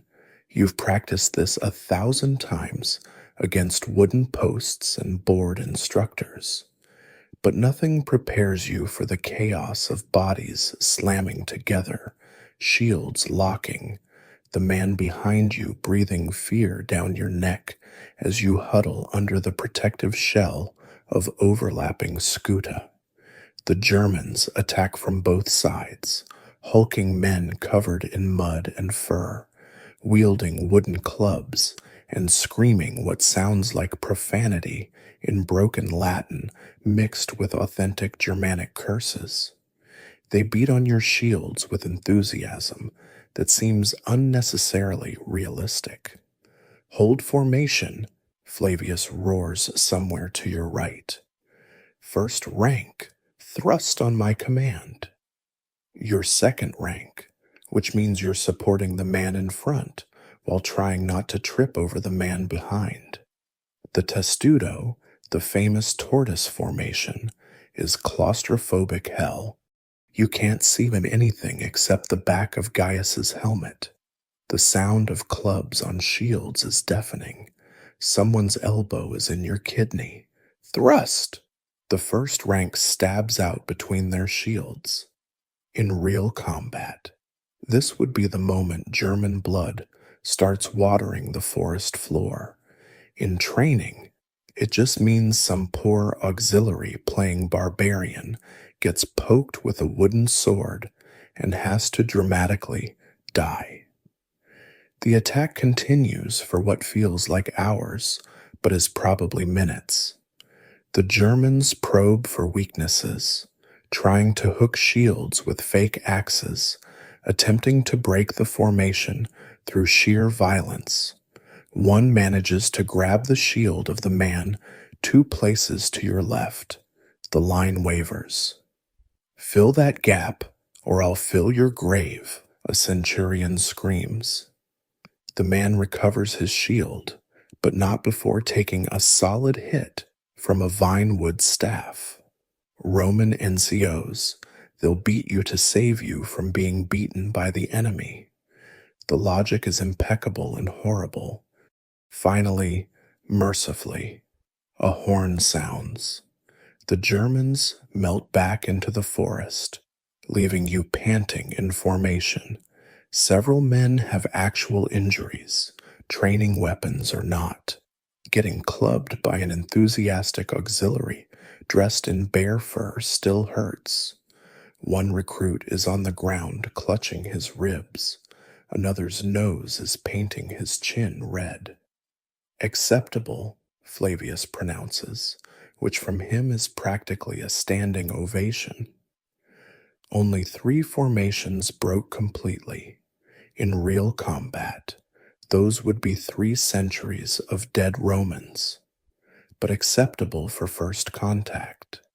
You reform for the march, everyone's nerves jangling like loose armor plates.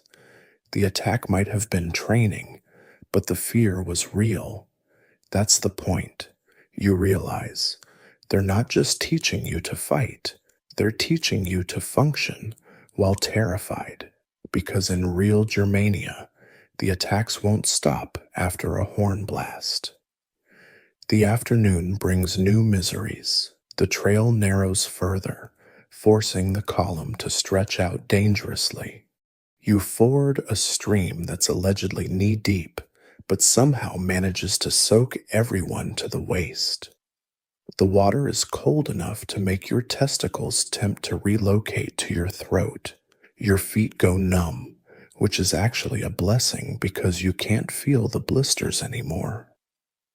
In real campaigns, Flavius shares during a brief halt.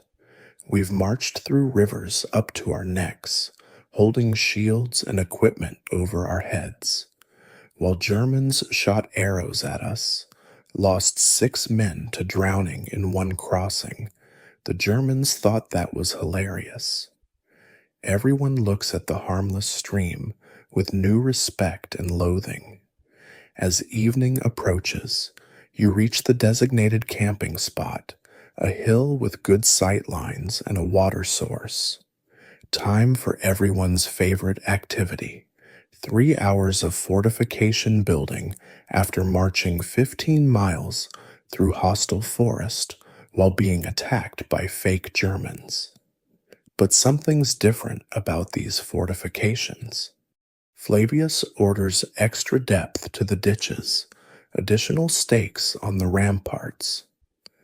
The password system is more elaborate. This isn't training paranoia. This is frontier paranoia. Tomorrow, he announces as you dig, we go deeper into the forest. The training auxiliaries will attack at night, multiple times. Anyone caught sleeping on watch won't face decimation. The Germans will take care of that for us. The camp takes shape with practiced efficiency, but there's a tension that wasn't there before. This morning you were recruits playing at being soldiers. Now, covered in mud and German spit, the auxiliaries really committed to their roles. You're beginning to understand what you've signed up for. Dinner is the usual tragic affair, but with a special frontier twist. The cooks claim some local roots are mixed in for flavor. They taste like dirt and disappointment, but at least it's a different kind of disappointment than usual. You know what I've realized, Lucius says, gnawing on his brick-hard bucellatum. The Romans conquered the world not because we're braver or stronger. It's because we're more stubborn than anyone else, too stupid to quit. There's truth in that. Germans might be fierce warriors, but they go home when they're tired. Parthians might have superior cavalry, but they take breaks. Romans just keep coming, marching, building, fighting, dying, and being replaced by more Romans who do the same thing. It's collective insanity refined into imperial policy. As night falls, you settle into your tent with one eye open. Somewhere out in those dark woods, auxiliaries are preparing to ruin your sleep. Beyond them, in the real forests of Germania, actual Germans are probably doing the same thing to actual Roman patrols. The forests press in around your temporary civilization, held at bay by ditches and stakes and the stubborn refusal to admit that building a Mediterranean empire in Germanic mud might be a bad idea. You're beginning to understand why Germania will never be fully conquered, why 3 legions will vanish in these woods, why Rome will eventually build a wall and call it a frontier rather than admit defeat. But that's future history. Tonight, you're just a recruit trying not to soil himself when the war cries start. Tomorrow, you'll march deeper into the green hell. The day after, deeper still. Because that's what Romans do. They march into places that want to kill them and build camps to spite the local geography. 25 years of this. Assuming the Germans, disease, your own officers, or a bad batch of garum doesn't kill you first. The attack comes at dawn, because apparently fake Germans have the same sadistic timing as real ones. You're jolted awake by screaming that sounds like someone gargling gravel while being murdered. The auxiliary playing barbarian leader has really embraced the role. He's naked except for mud, fur, and what appears to be actual blood. Whether it's his or from an unfortunate woodland creature is unclear. Form ranks, form ranks. You stumble from the tent, fumbling with armor straps while trying to remember which end of the gladius is pointy. Around you, organized chaos erupts as 5,000 men try to become a fighting force instead of a collection of frightened individuals who really need to piss. The testudo forms almost automatically now. 3 months of drilling has carved the movements into your muscle memory. Shield up, lock with the man beside you, brace for impact.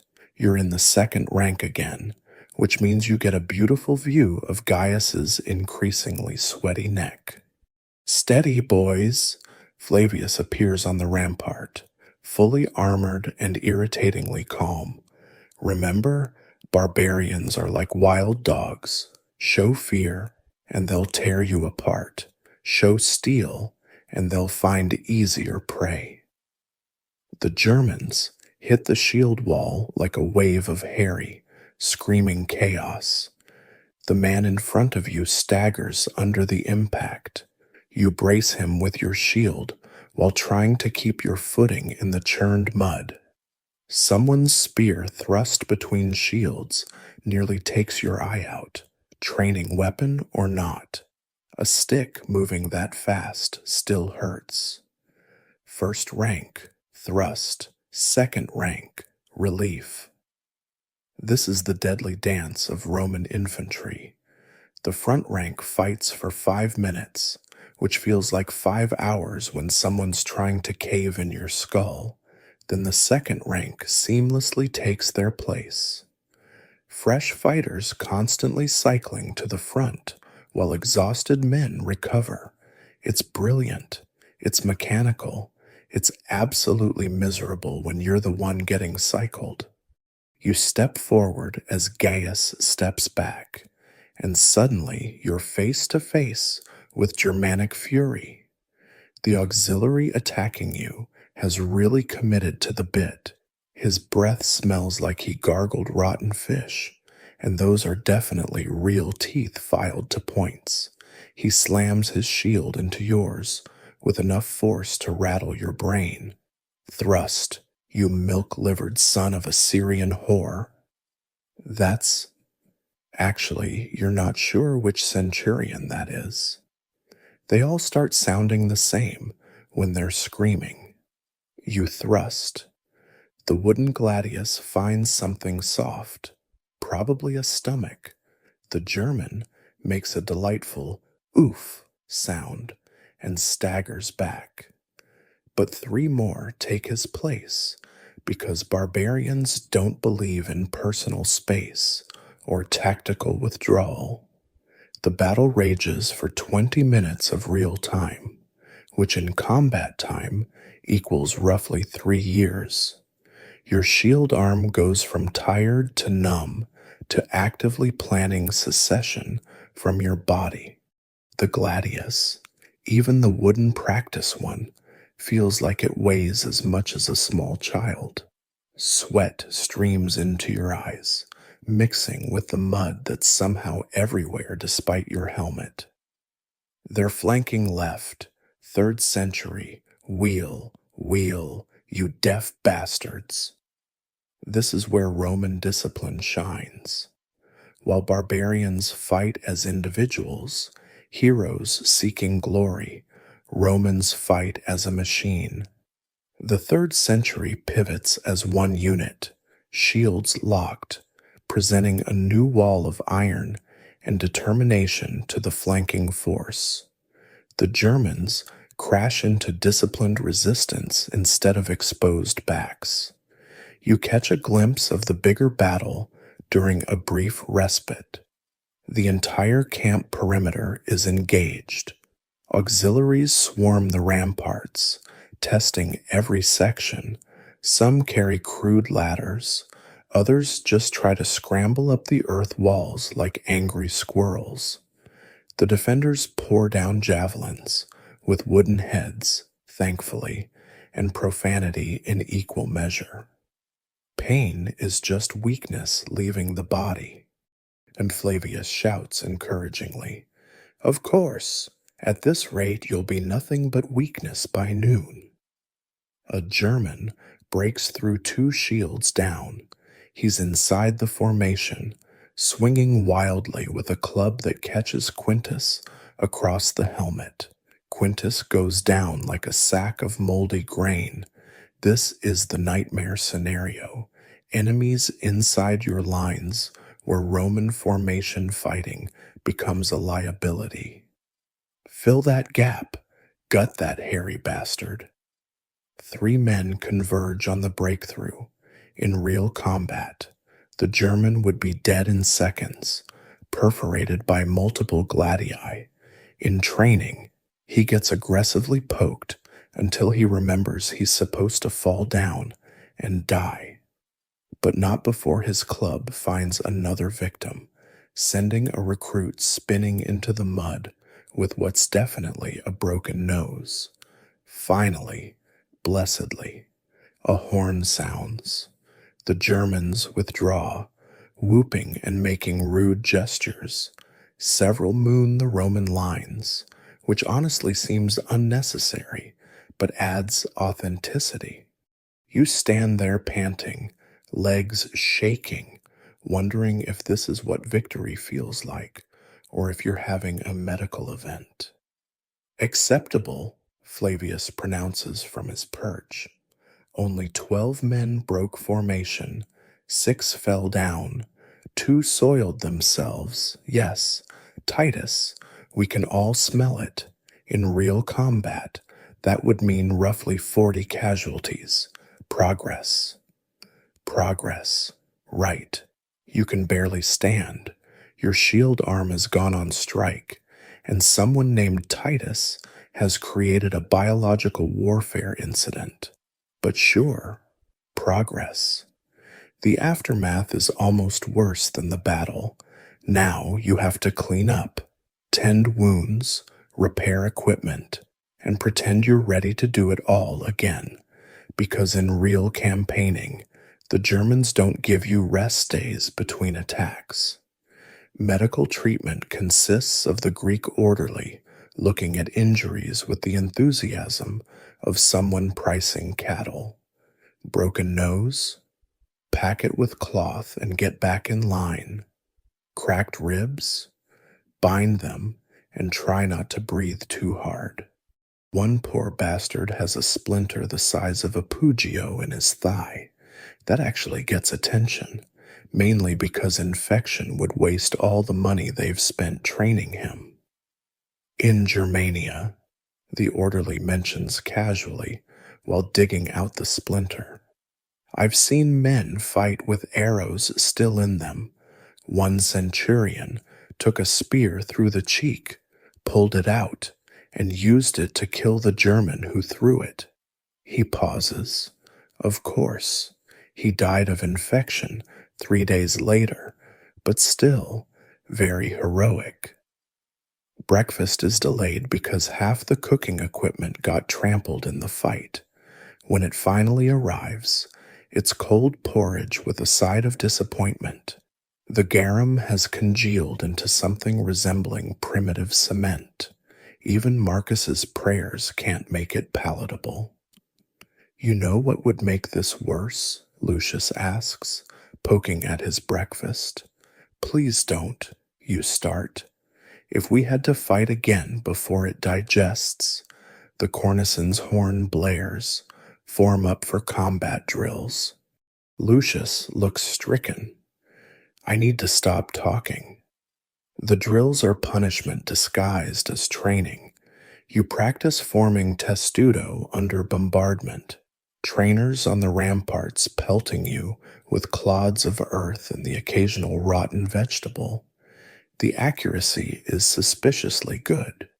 You suspect they've been saving the really rotten produce just for this. Next comes the dreaded fighting withdrawal, backing away while maintaining formation. It sounds simple until you try it.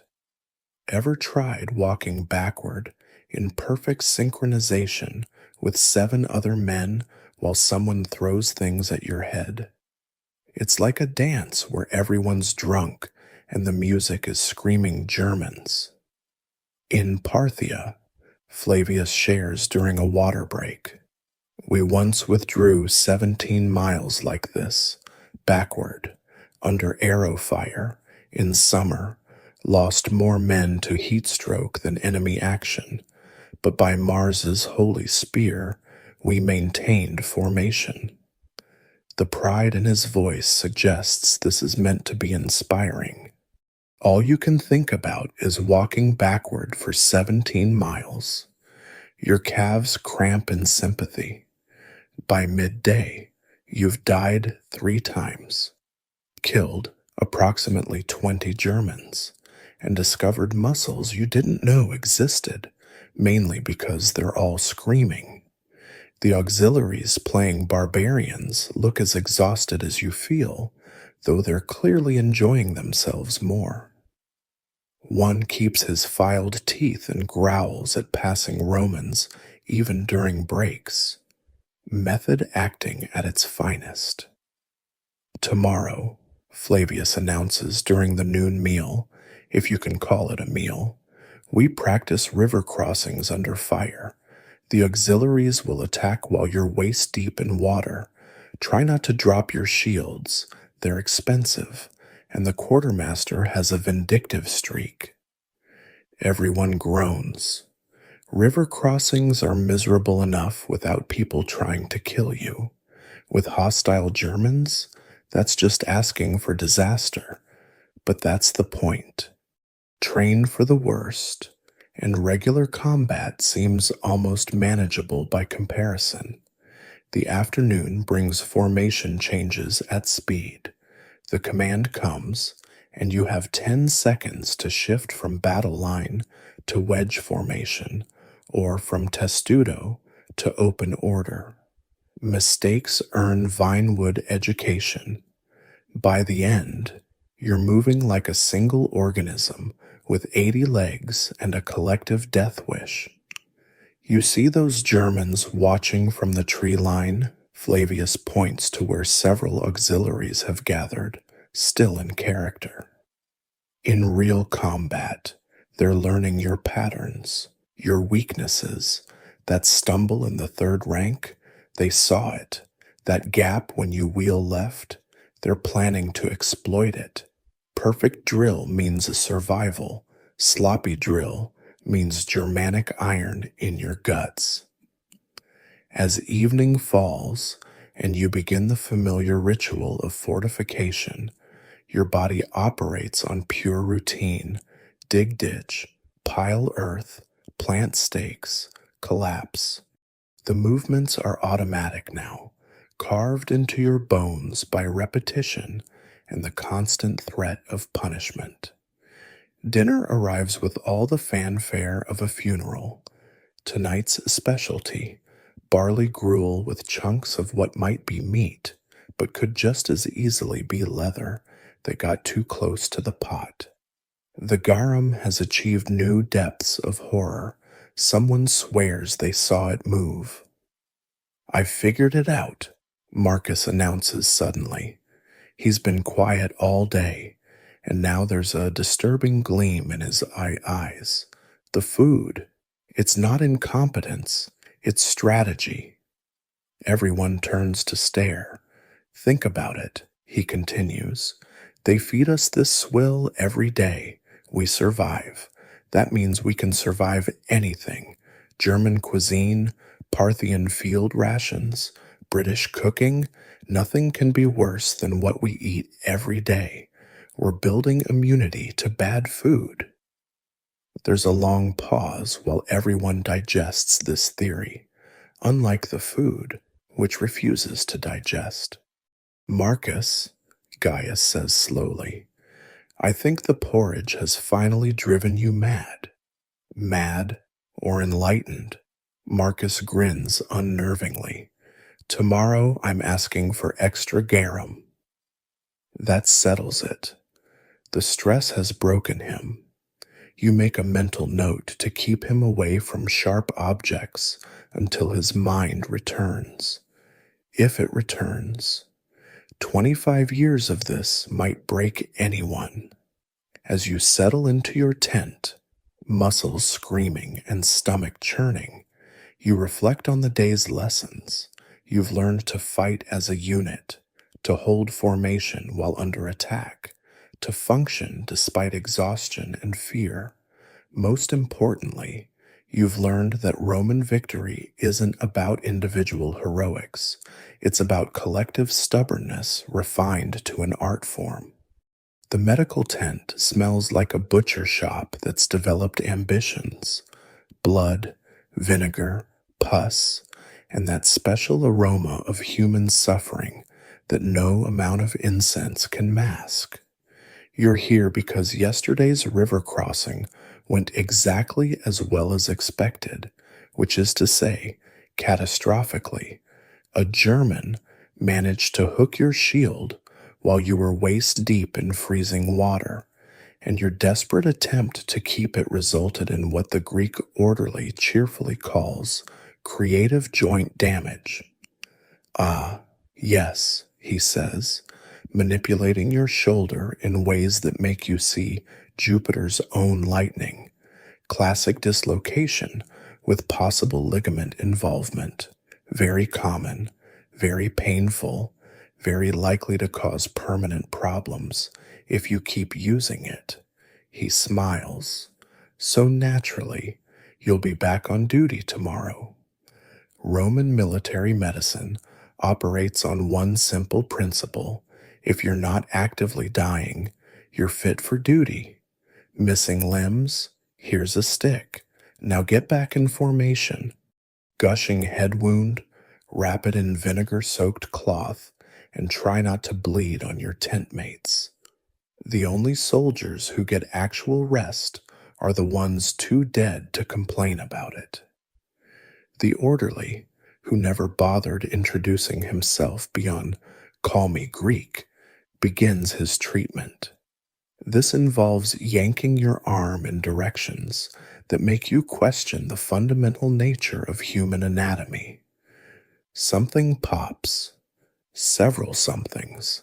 Actually, you make a sound that would embarrass a dying mule. Perfect, Greek announces. Now we just need to ensure it doesn't become infected and kill you. Hold still. He produces a bronze probe that looks like it was designed by someone who hated happiness. Without warning, he jams it into the wound where the shield rim tore your shoulder open. The pain achieves colors previously unknown to mortal perception. Interesting, Greek mutters, wiggling the probe in ways that suggest actual sadism. No major vessel damage. You're lucky. Last week I had a man whose arm turned black and fell off. Started just like this. Well, perhaps not exactly like this. His was worse, or better, depending on how you feel about keeping your arm. This is not the reassurance he seems to think it is. The medical tent is full of training casualties in various states of disrepair.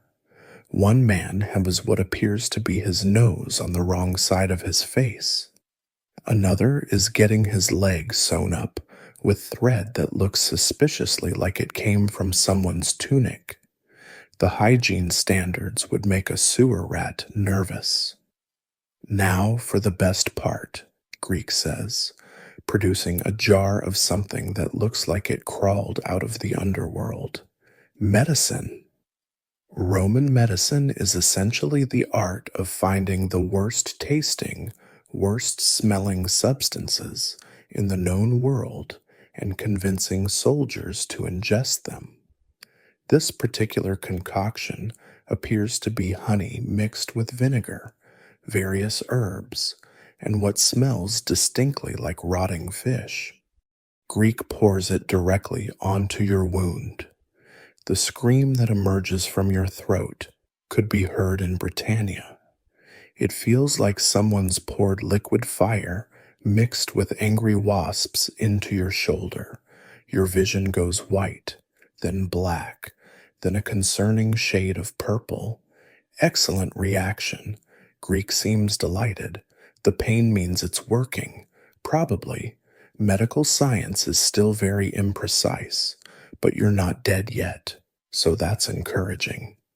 Around you, other casualties receive similar tender care.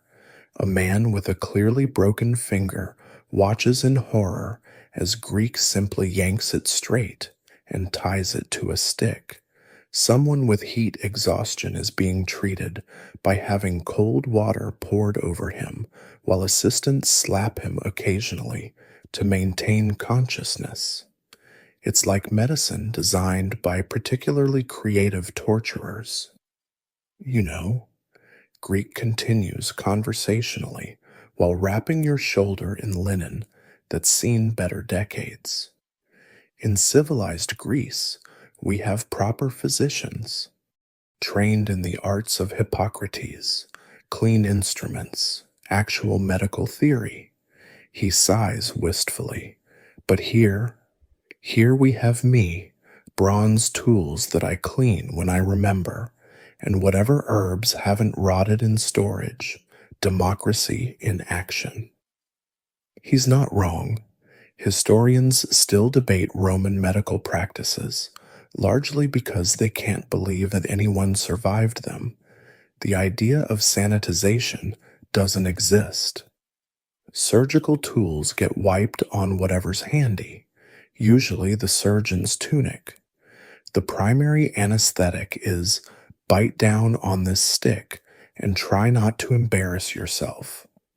A commotion near the tent entrance draws attention.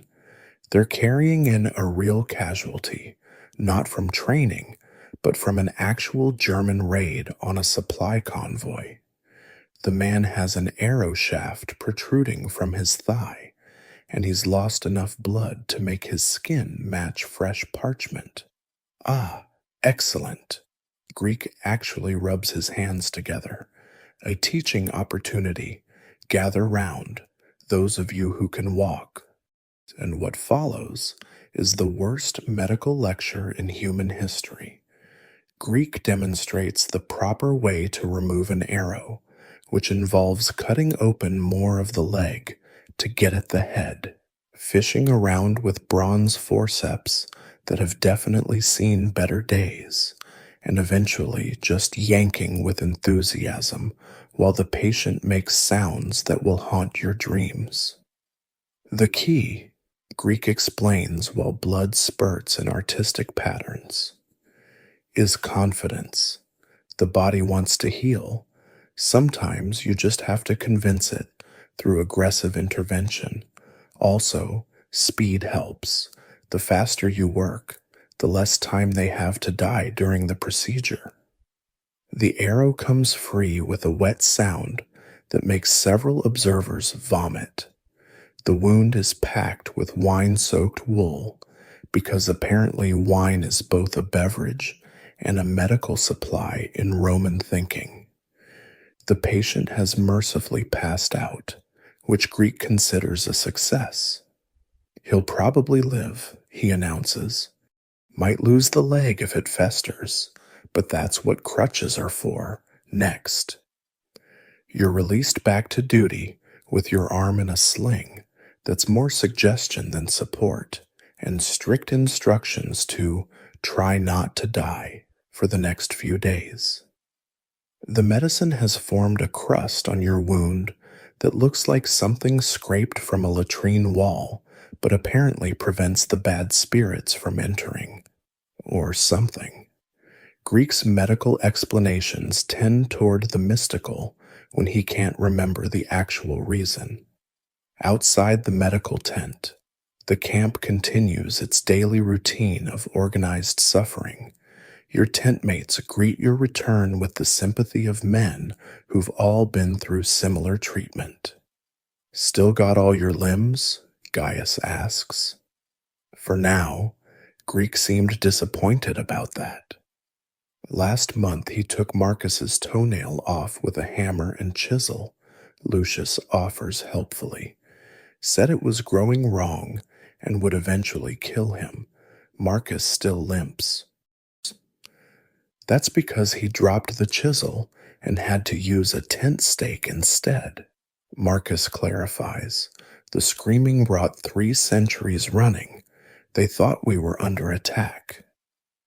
This is Roman medical care in a nutshell. Brutal, primitive, and somehow just effective enough to keep most soldiers alive to fight another day. The survival rate is actually impressive when you consider they're operating with Bronze Age tools and an understanding of anatomy that includes bad humors and angry spirits. The afternoon brings light duty, which in Roman military terms means you only have to carry half your body weight in equipment while training. Your shoulder screams with every movement, but complaining would earn you a Vinewood reminder that pain is just weakness leaving the body. In Syria, Flavius mentions during a break, I saw a man fight 3 days with an arrow through his lung. Every breath bubbled blood, but he stayed in formation. Died on the 4th day, but by then we'd won the battle. That's Roman spirit. Everyone nods like this is inspiring rather than horrifying. The propaganda works, though. If that Syrian legionary could fight with a perforated lung, surely you can manage with a dislocated shoulder. Evening brings another delightful medical adventure. Greek has decided everyone needs preventive treatment against marsh fever, his term for any illness he can't immediately identify. This involves drinking a concoction that tastes like someone boiled gym socks in vinegar and added mint for irony. Drink it all, he commands, watching to ensure no one pours it out. The worse it tastes, the better it works. That's science. You choke down the mixture, which immediately begins wage war with your digestive system. Around you, hardened soldiers who faced German berserkers without flinching are brought low by a cup of preventive medicine. The latrines will be busy tonight. You know what's funny? Marcus muses, still green from his dose. We're more likely to die from Greeks' cures than German swords. Don't give him ideas, you mutter. He'll see it as a challenge. As night falls, and you carefully lower yourself onto your bedroll, trying not to jostle your shoulder, you reflect on the day's lessons. Roman medicine might be primitive, brutal, and occasionally worse than the injuries it treats. But it serves its purpose. It keeps soldiers functional, if not comfortable. It treats bodies as machinery to be repaired rather than people to be healed.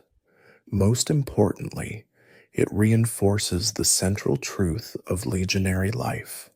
Suffering is normal, comfort is suspicious, and the only good soldier is one too stubborn to die.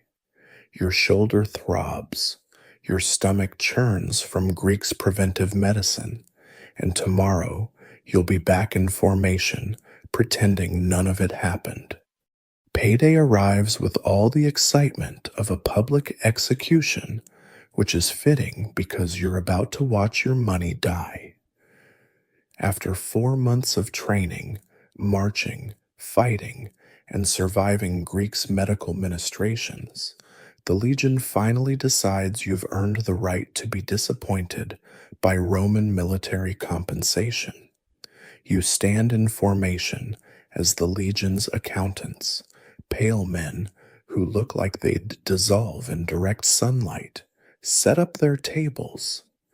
They're protected by a century of veterans, because nothing attracts violence quite like a chest full of silver in a camp full of armed men who've been eating garum-flavored misery for months. Standard legionary pay, Flavius announces, with the enthusiasm of someone describing funeral arrangements, is 225 denarii per year, paid in 3 installments, before deductions. Before deductions. Those 2 words contain more tragedy than all of Sophocles' plays combined. The process begins. You're called forward by century, then by contubernum. When your turn comes, you approach the table where a clerk who's clearly dead inside scratches figures on a wax tablet with all the joy of a man calculating his own execution date. Name? You give it. He checks his lists, cross references other lists, consults lists about lists, Roman bureaucracy in action. 4 months' service, prorated pay comes to 75 denarii, now for deductions. Here it comes. The clerk's stylus moves with practiced ease, each scratch taking more of your hard-earned coin. Food, 20 denarii. Food. You've been eating what can charitably be called food. That swill costs money. Equipment maintenance, 15 denarii. Your equipment is maintained by you, personally, every day, under threat of beating, but apparently that costs money too. Bedding, 5 denarii. You sleep on the ground, in a leather tent that smells like a tannery's nightmares. 5 denarii for that privilege. Burial club contribution, 10 denarii. At least this one makes sense. Someone has to pay to ship your ashes home when Germanic iron finally finds your liver. The burial club ensures you won't be dumped in a mass grave like a barbarian. Small comfort, but comfort nonetheless. Camp followers' fee, 5 denarii. You haven't even seen a camp follower yet. This is apparently an investment in future disappointment. Weapons Replacement Fund, 10 denarii. Your gladius is standard issue, but if you lose it, break it, or have it stolen by enterprising Germans, you buy the replacement. The fund is mandatory insurance against your own incompetence. Miscellaneous fees, 8 denarii. What's miscellaneous, you dare to ask? The clerk looks up, his dead eyes showing a spark of what might be amusement. Miscellaneous. Right. Of course. Total deductions, 73 denarii, amount remaining, 2 denarii. 2 denarii. 4 months of blood, sweat, and whatever fluids you've leaked during Greek's treatments, and you've earned enough to buy maybe a cup of decent wine. In Rome.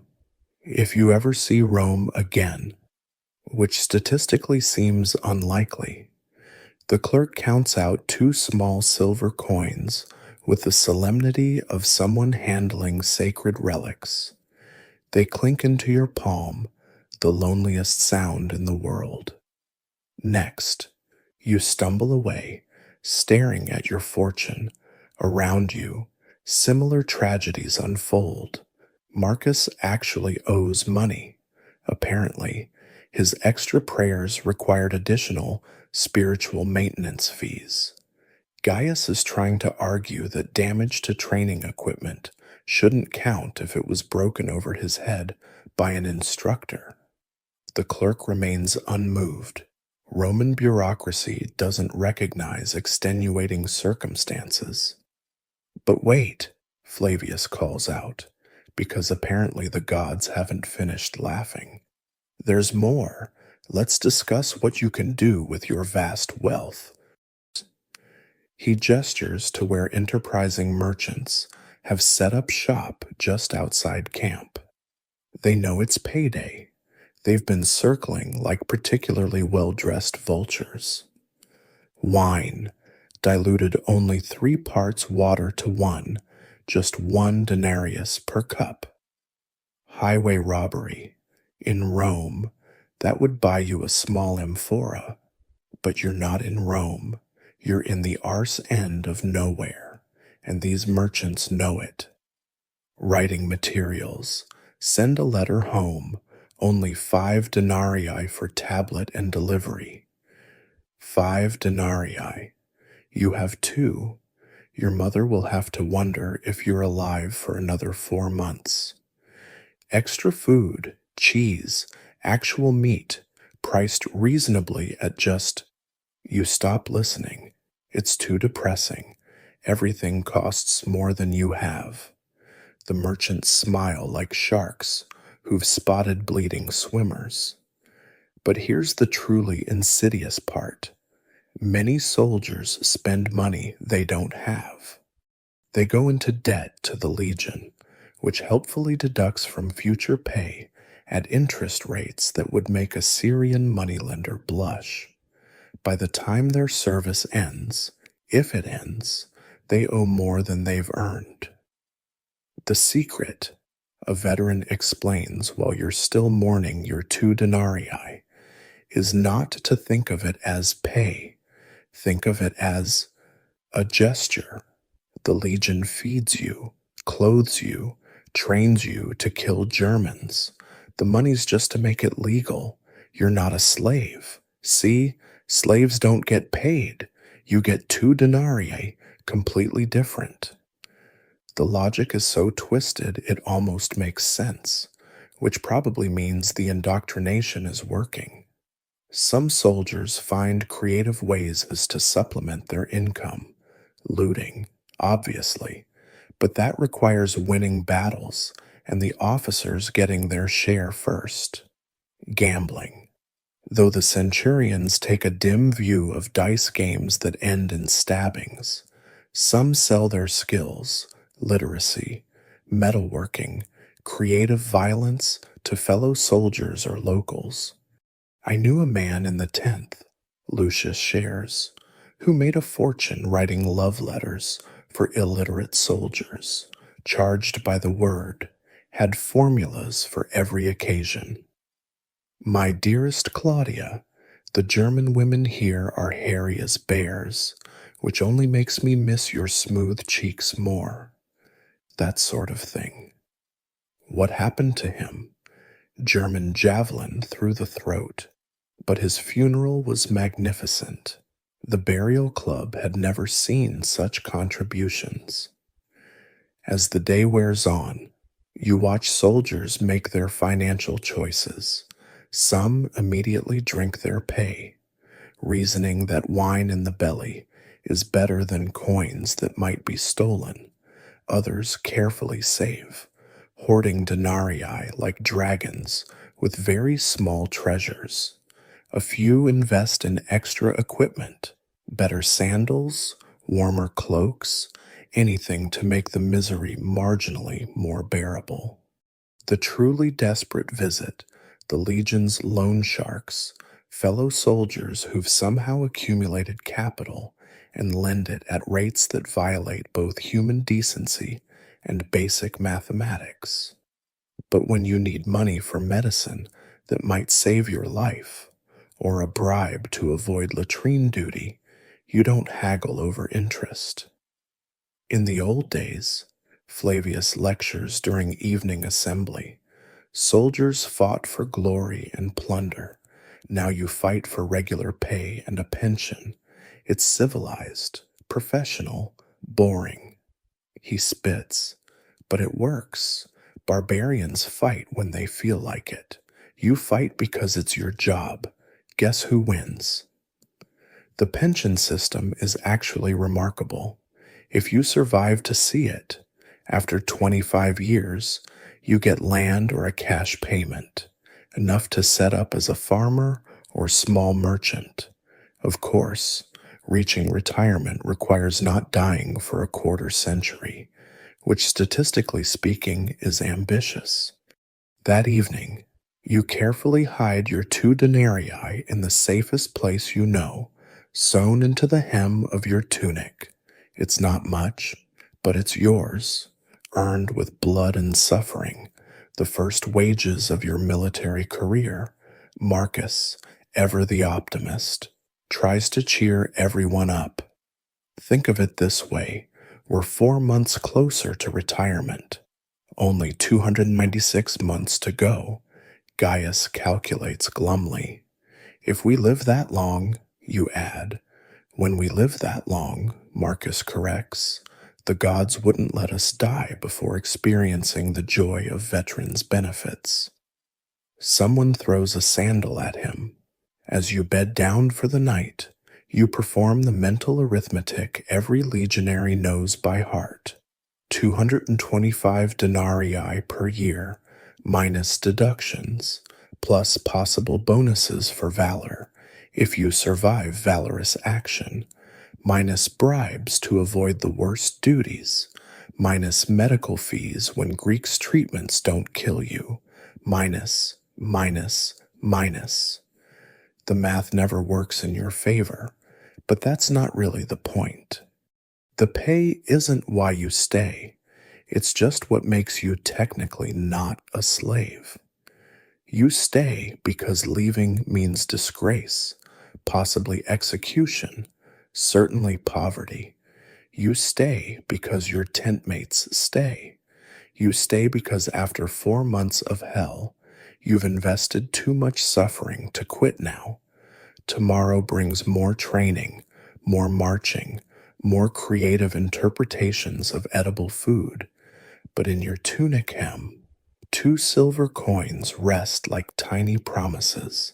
Not much, but proof that you're a professional soldier of Rome, even if you're a very, very poor one.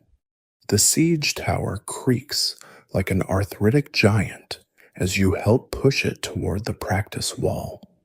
It's a masterpiece of military engineering held together by rope, prayers, and the kind of optimism that borders on delusion.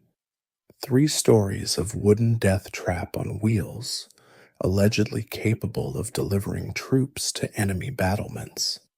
In reality, it's more likely to deliver you to the afterlife via structural collapse. Put your backs into it, ladies, Flavius encourages from a safe distance. The Gauls won't wait for you to slowly trundle up to their walls. They'll be dropping rocks, oil, dead cows, whatever they can find. Siege warfare, you're learning, is where Roman ingenuity meets Roman insanity and produces offspring that violate natural law. The practice fortification ahead looks innocent enough, just a wooden palisade with platforms for defenders. The veterans manning it, however, have that special gleam in their eyes that says they've been saving up rotten vegetables for weeks.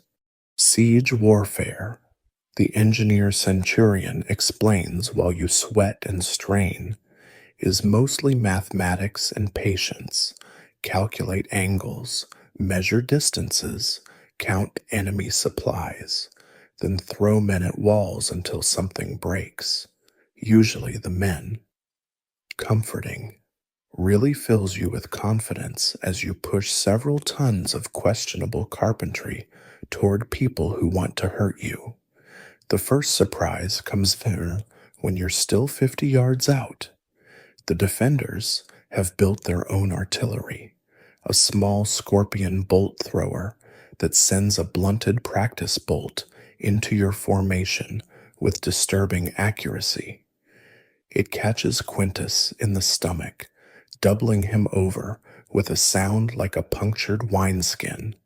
Shield wall, testudo formation while moving. Have you ever tried to form a shield roof while pushing a siege tower through mud? It's like patting your head and rubbing your belly while someone pelts you with rocks, which, incidentally, is exactly what starts happening. The defenders have buckets of stones ranging from pebbles to what appears to be a small millstone. Historical context, Flavius shouts over the barrage. At the siege of Alesia, Caesar built 25 miles of fortifications, 2 walls, one facing in, one facing out, trapped Vercingetorix like a rat in a very elaborate trap. Fascinating. You'll be sure to remember that when a rock finds the gap between your helmet and shield, introducing your brain to exciting new forms of pain. The siege tower lurches forward through combined effort and profanity. Inside, the assault team waits to storm the walls. They're the lucky ones, protected from missiles, but also first to die if the tower collapses or catches fire. Roman military engineering, where every option is terrible, but some are slightly less terrible than others. At 30 yards, the defenders reveal their next surprise. Buckets of what you really hope is just water, but smells suspiciously like latrine runoff. It splashes across the testudo, finding every gap, every loose joint in the shield wall. The smell confirms your worst suspicions. Even in training, Romans don't do anything halfway. In real sieges, the engineer notes conversationally, that would be boiling oil, or molten lead, or Greek fire if you're really unlucky. Consider this gentle preparation. Gentle, right. You'll remember that while washing human waste out of your armor. The tower finally reaches the wall after what feels like several lifetimes. Ramps drop with a crash that definitely doesn't sound structurally sound. The assault team charges across, or tries to. The defenders are ready with long poles, pushing men off the narrow bridges. It's like watching very violent comedy, except you're next. Second wave, go, go, go. Your turn. You charge up the internal ladders, legs burning from the tower pushing, armor clanking, shield banging against everything. The top platform sways alarmingly. Through gaps in the wooden walls, you can see the ground very far below. The ramp is barely 2 feet wide. On it, a defender waits with a padded club and the smile of someone who really enjoys his work. You charge. He swings. Your shield takes the impact, but physics doesn't care about Roman courage. You're going backward, off the ramp, into. Strong hands grab your armor straps. Gaius hauls you back from the brink while someone else shields checks the defender. Teamwork makes the dream work, assuming the dream is not falling to your death from shoddy siege equipment. The battle on the wall is pure chaos. Defenders trying to push you off, attackers trying to establish a foothold. Someone's brilliant idea to grease the wooden platform means everyone's slipping like newborn colts. You finally plant your feet and drive forward, shield bashing a defender who goes down cursing creatively. Take the wall. First century owns this battlement. 20 minutes of slipping, sliding, and creative violence later, you've captured 10 feet of wall. Victory. Except now, the instructors announce Phase 2, defending what you've taken while a fresh unit attacks from the other side. But someone starts to protest. Sieges last months. You soft-handed sons of perfumed senators. You think you get rest? You think the enemy gives you time to catch your breath? Defend that wall. The next hour is educational in the worst way. You learn that defending is somehow worse than attacking. At least attackers have momentum. Defenders just stand there, getting progressively more tired, while fresh enemies keep coming. The wooden platform becomes slick with sweat, spilled water, and various fluids best not examined closely. But the real education comes with the artillery demonstration. The engineers have built a small onager, a catapult that looks like it was designed by someone who heard a description of a siege engine while very drunk. They load it with a bundle of rags soaked in something that definitely violates several safety protocols. Imagine, the engineer says lovingly, this is a dead cow, diseased, preferably, been rotting in the sun for a week. We fling it over the walls, and suddenly your enemy has bigger problems than sword wielding Romans. The onager releases with a crack like Jupiter's own thunder. The bundle sails majestically through the air and splats against the tower with enough force to shake the entire structure. The smell suggests they might have actually used rotting meat in those rags. Biological warfare, the engineer announces proudly. Why waste Roman lives when you can let disease do the work? We've won more sieges with bad meat than good soldiers. And the afternoon brings escalade training, scaling walls with ladders, while defenders do their best to ruin your day. The ladders are just long enough to reach the wall and just sturdy enough to probably not break. Probably. You're halfway up when the defenders start their counterattack. First comes the traditional greeting, rocks, then the creative additions, a pole with a hook designed to catch ladder rungs and push the whole thing backward.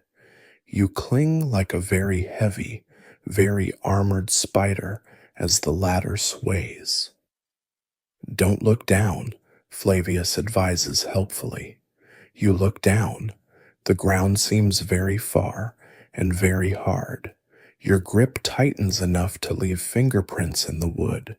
The defender with the pole finally gets good leverage. The ladder starts its backward journey. Time slows. You have two options: jump and probably break something, or ride it down and definitely break something. You jump. The landing drives all air from your lungs and possibly relocates several internal organs. But nothing seems broken. Roman luck holds again. Pathetic, Flavius critiques. In Armenia, I saw men ride falling ladders all the way down, land on their feet, and charge back up. You fell like a sack of wheat. You'd argue, but breathing is currently a higher priority. The day's final lesson involves undermining, digging tunnels under walls to collapse them. It's presented as a technical challenge. In reality, it's a claustrophobia festival. The practice tunnel is maybe 3 feet wide and 4 feet high. You crawl through in full armor, because of course you do. Real mining operations, the engineer explains, while you're wedged underground like the world's least comfortable worm, can take weeks, months, digging in shifts, shoring up tunnels, listening for countermines. Sometimes the enemy digs toward you, and you fight underground in the dark with knives and fingernails. The tunnel suddenly feels even smaller. Best part, he continues with disturbing enthusiasm, is when we pack the support beams with oil and combustibles, light it up, run like Hades himself is chasing you, and watch the wall come down. Unless you're too slow, then you become part of the foundation. You emerge from the tunnel looking like you've been buried alive, which isn't far from the truth. Everything hurts. You smell like a combination of sweat, fear, and whatever the defenders dumped on you. But you've learned the fundamental truth of siege warfare. It's not glorious. It's mud, patience, and the kind of determination that borders on psychosis. Tomorrow, Flavius announces, as you attempt to clean the worst of the filth off your equipment. We practice defending against siege engines. Hope you enjoyed attacking, because defending is worse. Of course it is. In Roman military training, everything is always worse than what came before. It's tradition. The Syrian sun hits you like a blacksmith's hammer as you stumble from the transport ship at Antioch. After 6 months of training in Italia's gentle climate, the eastern frontier greets you with heat that could melt lead and air so dry it turns your throat into parchment. Welcome to your first real posting, the desert frontier, where the enemies are Parthians, scorpions, and the sun itself, and it's debatable which is deadliest. Syria, Flavius announces with perverse pride, where the sand gets into everything, the water tastes like camel piss, and the locals would sell their grandmothers for 3 denarii. You're going to love it. The march from the port to the frontier fort takes 2 days through landscape that looks like Mars decided to vacation on Earth. The road, and calling it a road is generous, winds through rocky valleys where the heat reflects off stone until you're being cooked from above and below simultaneously. Your armor becomes a personal oven. The metal segments burn through your tunic, leaving marks that will scar. Drink water constantly, a veteran advises, but not too much or you'll bloat, but not too little or you'll die. Find the balance. He pauses. Most don't. Helpful, really specific and actionable advice there. The fort appears like a mud brick mirage, walls the color of dirt, because they're made of dirt, baked harder than your mother's disapproval. It squats on a rise overlooking absolutely nothing of value, which is apparently what Rome needs defending out here. Behold, Flavius gestures grandly, your new home, Fort Desolatio. That's not really its name, you hope aloud. No, but it should be. The actual name is Castellum Primum, the first fort, because the Romans who built it had all the imagination of a brick. Inside, the fort is exactly what you'd expect from frontier posting. Minimal comfort, maximum suffering. The barracks are ovens during the day, merely unbearable at night. The parade ground is packed dirt that turns to dust clouds when you drill and mud when it rains, which happens approximately never. Your first night introduces you to the local wildlife. Scorpions, apparently, view your bedroll as prime real estate. You wake to find one the size of your palm inches from your face, tail curled in what you can only interpret as murderous intent. Don't move, Marcus whispers. They're attracted to sudden. You move. Very suddenly, the scorpion takes offense and demonstrates why with its tail. The stinger misses your nose by the width of a prayer. You roll away, tangling in your blanket, while the scorpion scuttles off to terrorize someone else. First rule of Syria, a veteran laughs from his bunk. Check your boots, check your bedroll, check your soul. Everything here wants to kill you. Morning assembly comes before dawn because drilling in full sun is how you create casualties, not soldiers. Even so, the temperature climbs fast. By the end of the first hour, salt crystals form on everyone's skin from dried sweat. Your tongue feels like boiled leather. Today, the garrison centurion announces, we begin desert patrol training. The Parthians are out there, watching, waiting, probably laughing at how pink you all look. Desert patrol, you quickly learn, is a special kind of torture designed by someone who really understood suffering. You march through sand that gets into every piece of equipment, every gap in armor, every orifice you possess, and several you didn't know about. The sun reflects off the sand with vindictive intensity. See that? The centurion points to distant dust. Could be wind, could be Parthian cavalry.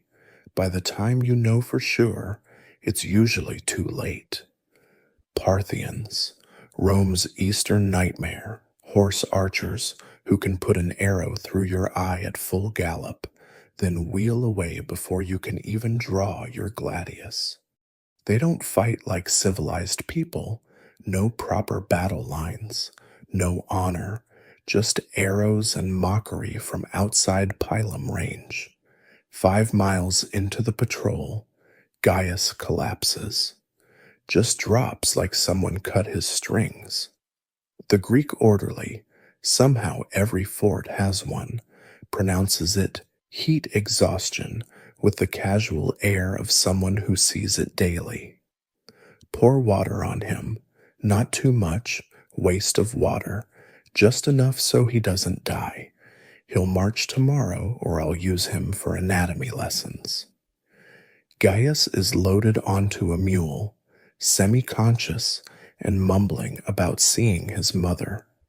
The rest of you continue, because in the desert, stopping means dying slower. The patrol camps at an oasis that's mostly mud and despair. The water is brackish, full of things that squirm, and tastes like it's already been through several camels. You drink it anyway because the alternative is mummification. Boil it first, a veteran advises. The runs are bad enough without adding water sickness. That night, you take your first real desert watch, 2 hours of staring into darkness that could hide 1,000 Parthians or nothing at all. Every shadow could be enemy scouts. Every sound might be horses, or it could be your imagination, slowly cooking in your helmet. A scorpion the size of a dinner plate wanders past your post. You let it go. Professional courtesy between killers. Movement. Sector 3. Your watch partner hisses. You peer into the darkness. Something's definitely out there, moving wrong for an animal, too purposeful. Your hand tightens on your pilum. It's a camel, a wild, mangy camel that looks at you with the kind of contempt only camels can manage, then spits, accurately, before wandering off. Your partner laughs until he chokes. Welcome to Syria, where even the animals think you're an idiot. The next day brings your first encounter with the real enemy. Sandflies. Clouds of them, each the size of a grain of sand, and apparently made entirely of teeth and bad attitude. They get under armor, into your nose, your ears, places that should be anatomically impossible for insects to reach. Don't scratch, the Greek orderly warns as he treats the welts covering every exposed inch of skin. Makes it worse. Also, I'm out of ointment, so you'll just have to suffer. A week into desert life. You've adapted, sort of. You've learned to shake out everything before touching it, to drink water constantly, but in small sips, to read the signs of heat exhaustion before you faceplant into the sand, to accept that comfort is a distant memory and cleanliness a forgotten dream. But the real education comes when a Parthian raid hits a supply convoy 2 miles from the fort. You're part of the response force, rushing out in full gear under the noon sun, because Parthians time their attacks for maximum Roman discomfort. You arrive to find chaos. Wagons burning, supplies scattered, 3 legionaries looking like pincushions. The Parthians are already disappearing over the horizon, turning in their saddles to send a few parting shots. One arrow hums past your ear close enough to part your hair. "Don't pursue," the centurion roars as several soldiers start forward. "That's what they want. Chase them into the desert and die of thirst or arrows. Your choice." You help load the wounded, two already dead, and one making sounds that suggest he'll join them soon. Parthian arrows are barbed. Pulling them out does more damage than leaving them in. The Greek orderly just breaks off the shafts and promises to deal with it properly back at the fort. Properly turns out to mean pushing the arrow completely through with a bronze rod while the man screams loud enough to wake the dead in Rome. He survives. Somehow, Romans are hard to kill, even with help. The months crawl by in a haze of heat, sand, and occasional terror. You learn to judge distance in the shimmer of heat mirages, to conserve energy like a miser hoards coins, to sleep through scorpion visits and sand fly attacks, to appreciate the tiny victories, finding shade, catching a desert hare for the pot, going a whole day without someone dying of heat stroke. "You know what I miss most?" Marcus asks one evening, watching another spectacular desert sunset that you're too exhausted to appreciate. "Everything?" you guess. "Rain. Just water falling from the sky. Remember that? When we complained about marching in the rain in Germania? I'd kill for Germanic rain right now. Germanic mud, Germanic freezing rivers." "Careful what you wish for," Flavius interjects. Next posting might be Britannia. Ever seen a Briton? Blue paint, human sacrifices, weather that makes Germania look tropical. But that's future misery. Tonight, you have desert misery to focus on. Sand in your food, crunchier than usual. Scorpion patrol in the barracks. 2 found, 1 fatality, the scorpions. Water that tastes like liquid dust and costs more than wine. You've survived 6 months in Syria, only 24 and a half years to go, assuming the heat, the Parthians, the scorpions, or the water doesn't kill you first. As you bed down for another night in the oven that is your barracks, listening to the desert wind carry the howls of things you don't want to identify, you realize you've become what Rome needed, a soldier who can suffer anywhere, endure anything, and still get up tomorrow to do it again, even if you do dream of rain. The morning sacrifice goes about as well as you'd expect when you're trying to read divine will from a chicken that looks like it died of disappointment. You're gathered with your century in the dusty excuse for a shrine that Fort Desolatio maintains, watching the Haruspex, a priest who definitely drew the short straw for assignments, attempt to divine the god's favor. "Behold," he announces, holding up the sacred chicken's liver, "the signs are adequate." Adequate. Even the gods can't muster enthusiasm for this posting. Roman military religion is a masterpiece of practical polytheism. You worship whoever might help you not die today. Mars gets the most attention, obviously, god of war and all that. But you also sacrifice to Fortuna because luck beats skill when Parthian arrows are involved. Minerva for wisdom, mainly the wisdom to know when to duck, and dozen of other deities, major and minor, who might take an interest in keeping your intestines inside your body. The liver shows favorable signs for patrol. The haruspex continues, squinting at the organ like it owes him money. Minimal casualties expected, no more than usual, anyway.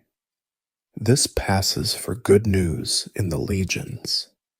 After the official ceremony, the real religion happens. Every soldier has his personal collection of good luck charms, protective amulets, and tiny shrines that would make a priest weep. Your bunk area looks like a discount temple exploded. Marcus has a small statue of Mercury, patron of thieves and travelers, which basically describes legionary life. Gaius keeps a fascinum, a winged phallus amulet that's supposed to ward off evil. The fact that it hasn't warded off Syria itself calls its effectiveness into question. Lucius has a collection of teeth, human, animal, possibly mythological, strung on a leather cord. He claims they're protective. You suspect they're just creepy. You personally carry a small bronze eagle, a gift from your mother before you left.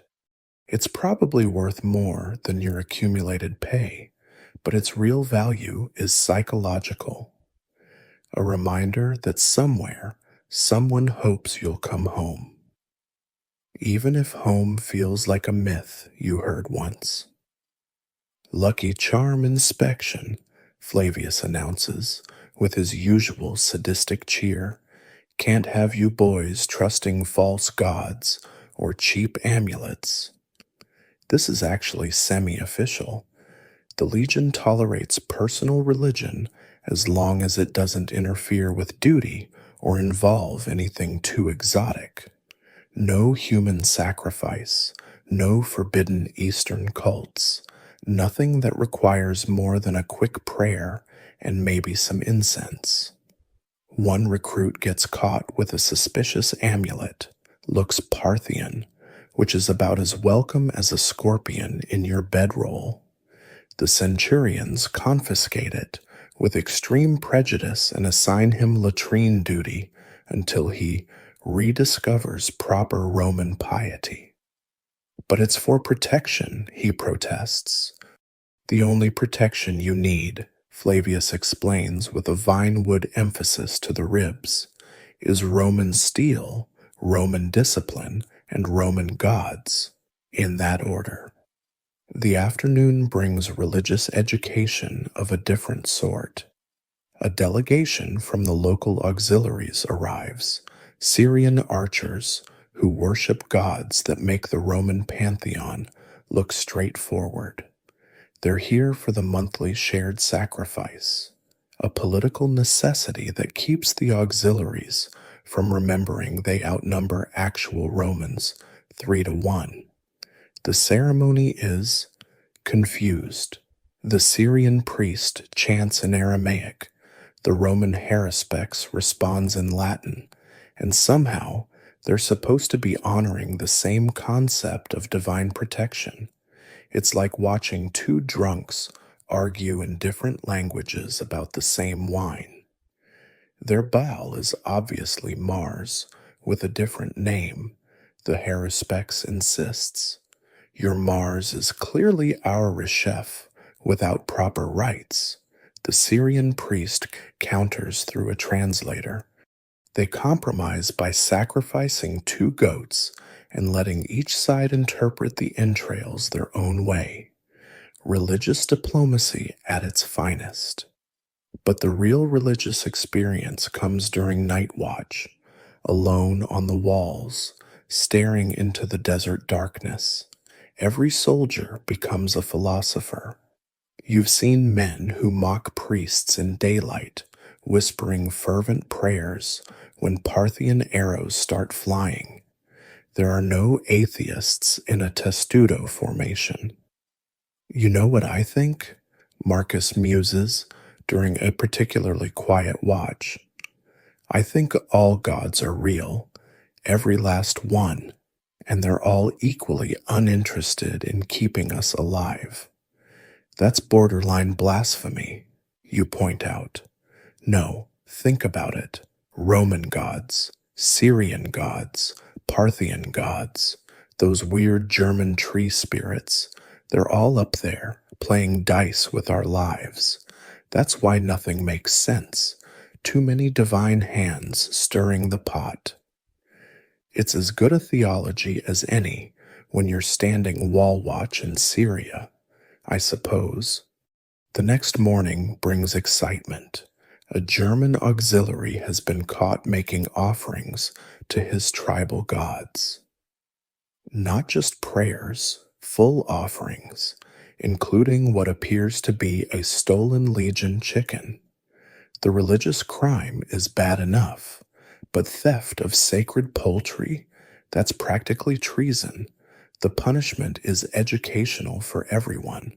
He's forced to make public apology to Mars, sacrifice his pay for 2 months to buy replacement chickens, and endure a lecture from the Haruspecs about proper religious observance that makes everyone wish they were on patrol instead. The gods of Rome, the priest drones, have made us masters of the world. Your barbarian spirits couldn't even keep you from being conquered. Which gods would you rather have fighting for you? The German, wisely, doesn't point out that his gods seem to be doing fine in the Teutoburg forest, where 3 legions disappeared. Some theological arguments aren't worth winning. Religious festivals provide the only breaks in monotony. Today, it's the Quinquatria, sacred to Minerva. In Rome, this means parades and celebration. In Fort Desolatio, it means slightly better food and mandatory attendance at ceremonies that feel like punishment disguised as piety. The Haruspecs, clearly having a crisis of faith about his career choices, leads the prayers with all the enthusiasm of a funeral dirge. We offer incense that smells suspiciously like the local goat dung they use for cooking fires. Minerva, goddess of wisdom and strategic warfare, probably takes one look at our offerings and decides to vacation in Athens. O great Minerva, the priest intones, grant us wisdom in battle, clarity in strategy, and the good sense to retire before Syria kills us all. That last part might not be official liturgy. After the ceremony, there's tradition religious gaming, which is just dice with spiritual overtones. Men bet their meager pay while invoking Fortuna, presumably hoping she's too busy to notice they're using loaded dice. The centurions turn a blind eye because morale needs all the help it can get. 7. Fortuna smiles. Fortuna's an idiot. Snake eyes again. Don't blaspheme while you're losing. Makes the goddess vindictive. You watch Gaius lose his last denarius and immediately swear an oath to Mercury to steal it back. Roman religion, infinitely flexible when money's involved. Evening brings the most honest religious observance, the quiet prayers before sleep. Men who spent all day mocking the Haruspecs now clutch their amulets and whisper to whatever gods might be listening, prayers for survival, for home, for a posting somewhere rain exists. The universal soldier's liturgy. You ever wonder, Lucius asks in the darkness, if the gods just put us here for entertainment, like we're watching scorpions fight in a bowl? That would explain Syria, someone mutters. And the food, another adds. And Flavius, comes a third voice. I heard that. Flavius roars from his quarters. Morning prayers will now include requests for protection from Vinewood justice. As you drift off to sleep, fingers wrapped around your bronze eagle, you reflect on the strange comfort of military religion. It might be superstition mixed with desperation, seasoned with official doctrine and personal hedging of bets. But when you're stationed at the edge of the world, surrounded by enemies and environmental hazards, you take comfort where you find it. Tomorrow you'll attend another sacrifice, watch another chicken die for divine insight, pretend the signs are favorable when they're obviously not. You'll carry your charms on patrol, make offerings to any god who might be listening, and hope that somewhere in the cosmic dice game, someone's betting on your survival. Because in the legions, faith isn't about believing. It's about having something to hold on to when the arrows start flying and the only thing between you and death is luck, discipline, and whatever god you've bribed most recently. 23 years. That's how long you've been counting sunrises in places the gods forgot. Your bronze eagle charm is worn smooth from handling, and your prayers have evolved from "please let me survive" to "please let me survive with most of my limbs." Today, standing in the rain-soaked misery of a Dacian forest, you're closer to that magic number 25 than you ever thought possible. 2 more years. 730 sunrises until you can tell the Empire to find someone else to die for its glory. Your century, what's left of it, looks like a collection of animated scars held together by stubbornness and garum. There's Magnus, who lost an eye to a Parthian arrow, but claims he shoots better now because he doesn't have depth perception to confuse him. Old Quintus, who's not actually old, but has been in so long everyone just calls him that, missing 3 fingers and half an ear, but still outmarches recruits half his age. And Cassius, whose collection of scars tells the history of Roman expansion across his body like a very painful map.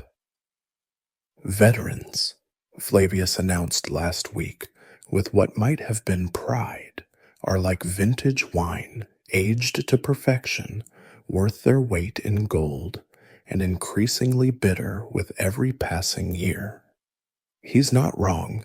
You've become what every legion needs, the crusty bastards who've seen everything and survived most of it. The ones who can smell an ambush before it happens, who know which mushrooms will kill you and which will just make you wish they had, who can build a fortified camp in their sleep because they often have to. Your current posting is watching the Danube frontier, where the Dacians have apparently decided that Rome has been peaceful too long. Their new king, Decebalus, has united the tribes with the novel idea that maybe they should stop fighting each other and focus on the Romans instead. Revolutionary thinking, really. Intelligence suggests, the legate informed you all last month, that Decebalus is planning something significant. Intelligence was right, which is why you're now trudging through Dacian territory in the rain, pursuing raiders who hit a frontier fort and vanished into forests that make Germania look welcoming. Your armor, after decades of repairs and modifications, fits like a second skin made of rust and regret. The segmentata plates don't quite match anymore. You've got pieces from at least 4 different sets, salvaged from comrades who didn't need them anymore. Movement ahead, Magnus mutters, his one good eye sharp as ever. The ambush comes exactly where you expected it, a narrow valley with steep sides, perfect for trapping Roman columns. But you're not fresh recruits anymore. Before the first Dacian war cry finishes echoing, you're already in formation, shields locked, pila ready. The Dacians fight with their curved swords, falxes, that can hook over shields and find the gaps in armor. You've seen them take a man's arm off through chainmail, but you've also learned the counters, reinforced helmet brims, extra neck guards, and the kind of paranoid defensive fighting that comes from really not wanting to die this close to retirement. Steady. You hear your own voice giving orders, gravelly from years of shouting over battle din. When did you become the one others look to? They'll charge hard and break like water. Let them come. The Dacians hit your line like a thunderclap. Your shield takes the impact of a falx that would have split your skull 5 years ago. Now you know to angle the scutum just right. Let the curved blade slide off while your gladius finds the attacker's thigh. He goes down screaming. You're already facing the next one. This is what 23 years buys. Economy of motion, efficiency of killing. No wasted energy, no heroics, just the minimal effort required to make the other guy dead before he returns the favor. You've become a craftsman, and your craft is survival through applied violence. The battle lasts maybe 10 minutes, long by ambush standards. When it's over, 15 Dacians are dead or dying, and your century has taken 3 wounded, none fatal. The recruits look at you veterans like you're demigods. You remember that feeling, looking at the old-timers when you were fresh. Now you understand their expressions better, not pride, just tired satisfaction at still being vertical. Gather the wounded, you order. Strip the dead. Anyone speak Dacian? No? Then we do this the hard way. The hard way means following the blood trail the survivors left. In your first year, you'd have charged after them immediately. Now you take time to bind wounds, check equipment, make sure everyone drinks water. Dead heroes are just dead. Live veterans are useful. The trail leads to a Dacian settlement, maybe 50 huts surrounded by a wooden palisade that wouldn't stop a determined goat. The residents have fled, leaving behind the old, the sick, and one very unlucky warrior with a Roman pilum through his leg. Information. You tell the translator, every patrol has one now. Lessons learned from decades of pointing and shouting. Where's Decibelus gathering his forces? The Dacian spits at your feet. 20 years ago, you'd have taken that personally. Now you just nod to Magnus, who's developed a real talent for extracting information without quite crossing into the torture that regulations frown upon. Amazing what you can do with vinegar, salt, and patience. An hour later, you have what you need: troop movements, supply caches, the location of 3 more villages supporting the raiders, intelligence that might save Roman lives, prevent ambushes, maybe even end this border conflict before it becomes another grinding war. Burn the village? A young Optio asks, eager to prove his Roman virtue through arson. No. The word comes out before you even think about it. They'll need it for winter. We're not barbarians. The young officer looks confused. Mercy from a veteran? But you've learned something in 23 years. Today's enemy village is tomorrow's source of auxiliary troops. Today's Dacian child is tomorrow's Roman citizen. If you play it right, the empire isn't built on bodies. It's built on turning enemies into Romans. Eventually, the march back takes 2 days through hostile territory. You catch 2 more ambush attempts before they happen, little things that scream danger to experienced eyes. A bird call that's slightly wrong, broken branches at the wrong height, the absence of normal forest sounds in one particular valley. How do you know? A recruit asks after you redirect the column around what turns out to be 40 Dacians waiting in ambush. You survive long enough, you develop instincts. You tell him what you don't say. Those instincts are built on the bodies of all the soldiers who didn't develop them fast enough. You're not smarter than the dead, just luckier. So far, camp that night is a work of art. Even exhausted, even with 2 years left, you dig the regulation ditch and throw up the regulation rampart. Some habits are carved too deep to break. The young soldiers complain.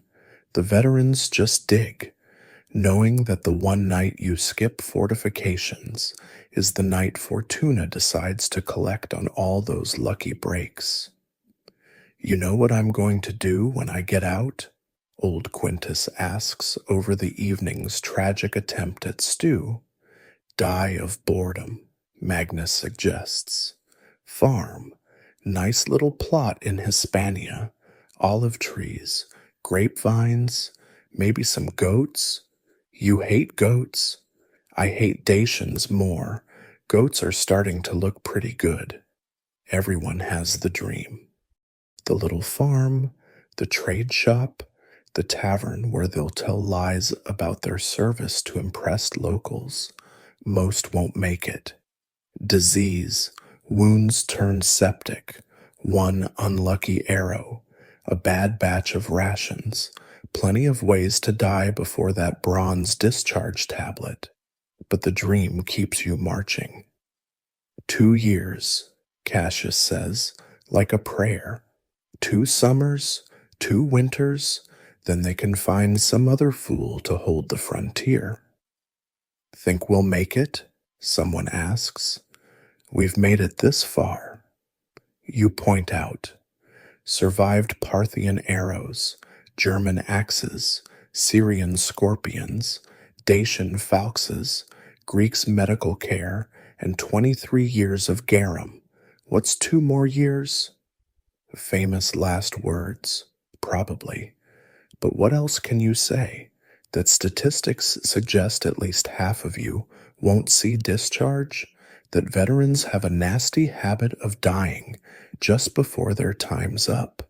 Like Fortuna has a cruel sense of humor? That would be true, but truth doesn't help anyone sleep. So instead, you talk about farms and shops and all the wine you'll drink when you're not worried about staying combat ready. You pretend that 2 years is nothing, that you're practically civilians already. You polish your battered equipment one more time, check your weapons one more time, stand one more watch looking for enemies who definitely want to kill you. 2 more years.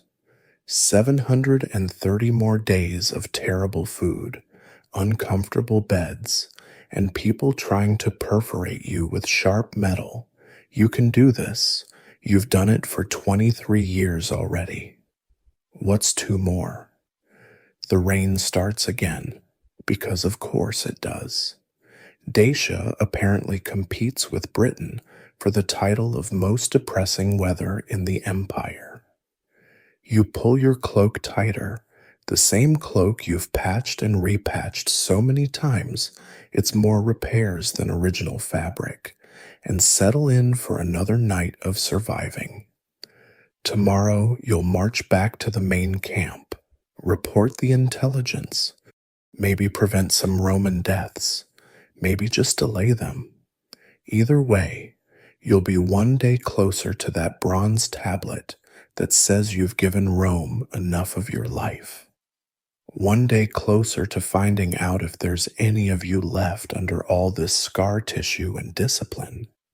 The mist clings to the Germania forest like a burial shroud, which feels appropriate given what's about to happen. You're part of 3 full legions, the Sex 78, 78, and Kint, marching north under Publius Quinctilius Varus, a man whose military experience consists mainly of taxing Syrians and hosting dinner parties. 25,000 Roman soldiers following a politician into German forests because Augustus decided the tribes needed civilizing. What could possibly go wrong? Everything. Everything could go wrong. And it's about to. You've been marching for 3 days through increasingly hostile terrain. The road disappeared yesterday, replaced by muddy tracks barely wide enough for single file. The trees press in like they're trying to strangle you. Rain turns armor to rust and makes every step a battle against mud that sucks at your boots like it's hungry. This is wrong, Magnus mutters beside you. His one good eye darts constantly to the tree line. All wrong. Where are the locals? Where are the birds? He's right. The forest is too quiet. In 24 years of service, so close to that discharge you can taste it, you've learned to read silence. This isn't natural quiet. This is the held breath before a scream. Arminius, your Germanic auxiliary commander, rides past with his bodyguard. He's been Rome's friend for years, citizen and trusted ally. He catches your eye and smiles. Something in that smile makes your skin crawl. Just 1 more year, Cassius whispers, clutching his discharge tablet like a talisman. He's got 11 months left. Showed everyone the tablet this morning, proud as a new father. 1 more year, and I'm growing olives in Hispania. The column stretches for miles, too long, too spread out. Supply wagons, camp followers, slaves, all mixed with combat troops in a formation that would make your old drill instructors weep blood. But Varus knows better than centuries of military doctrine. After all, he governs a province. How different can Germania be from Syria? Very different. As it turns out, the attack doesn't come as a battle cry or horn blast. It comes as silence breaking into chaos. One moment you're trudging through mud. The next the trees vomit screaming Germans. Thousands of them. Tens of thousands. Every warrior in Germania, united under Arminius, your Arminius, Rome's Arminius, who spent years learning exactly how Romans fight. Form up, form up. But there's nowhere to form. The path is too narrow. Trees block shield walls. Mud prevents maneuvering. Germans rain spears from the forest while you're trapped like fish in a barrel. Not even a proper barrel, a muddy, tree-filled nightmare barrel designed by gods who hate you personally. Your training kicks in anyway. Shield up, gladius out, find your brothers. But your century is scattered along 300 yards of road. You see Quintus go down, a German spear through his throat. No olive trees for him, no discharge, no farm. Just mud and blood and the look of surprise that death always brings. Testudo! Form testudo! Someone's screaming orders. But testudo requires space, requires men who aren't being murdered from 3 directions. You lock shields with whoever's closest, a boy from the civilian you don't know, already bleeding from a head wound that's painting his face crimson. Germans pour from the forest like a dam burst. Not the wild charges you've faced before. These fight smart, hit and fade, strike where the line's weakest. Use the terrain they know and you don't. Arminius taught them well, taught them with 20 years of Roman tactical education. You gut a screaming warrior, turn to face another, slip in mud and blood and worse. Your shield saves you from an axe that would have split your skull. The impact drives you to one knee. Age and exhaustion scream in every joint, but desperation is a powerful motivator. You surge up, driving your gladius under his ribs, twisting like you've done 1,000 times before. But for every German you kill, 3 more appear, and Romans are falling. Veterans, recruits, officers, the forest doesn't discriminate. You watch a aqualifer go down defending his eagle standard. 3 Germans hack him apart, but he doesn't let go, dies with his fingers locked around Rome's honor. Fall back, orderly withdrawal. Orderly. In this chaos, someone's dreaming. But you try, because what else is there? You're backing through mud, over bodies, trying to maintain some semblance of formation while the world ends around you. Magnus appears at your shoulder, his empty eye socket weeping blood. Lost the century, he gasps. Just gone, like they never existed. You've served together 18 years, saved each other's lives more times than you can count. Now you're just 2 old soldiers in a young man's nightmare, trying to survive one more disaster. Stay close, you tell him. We find others. We form up. The spear takes him mid-word. Germanic iron punching through armor you've seen turn aside everything. He looks surprised. They always look surprised. Falls against you, hands clutching at the shaft, like he can push death back out. Can't. Blood bubbles from his mouth. Can't see the farm. I see it. You lie, holding him as Germans close in. Olive trees far as the horizon, good soil, stone house with a red roof. He smiles, dies smiling, dreaming of things that will never be. You let him fall, what else can you do, and turn to face the next horror.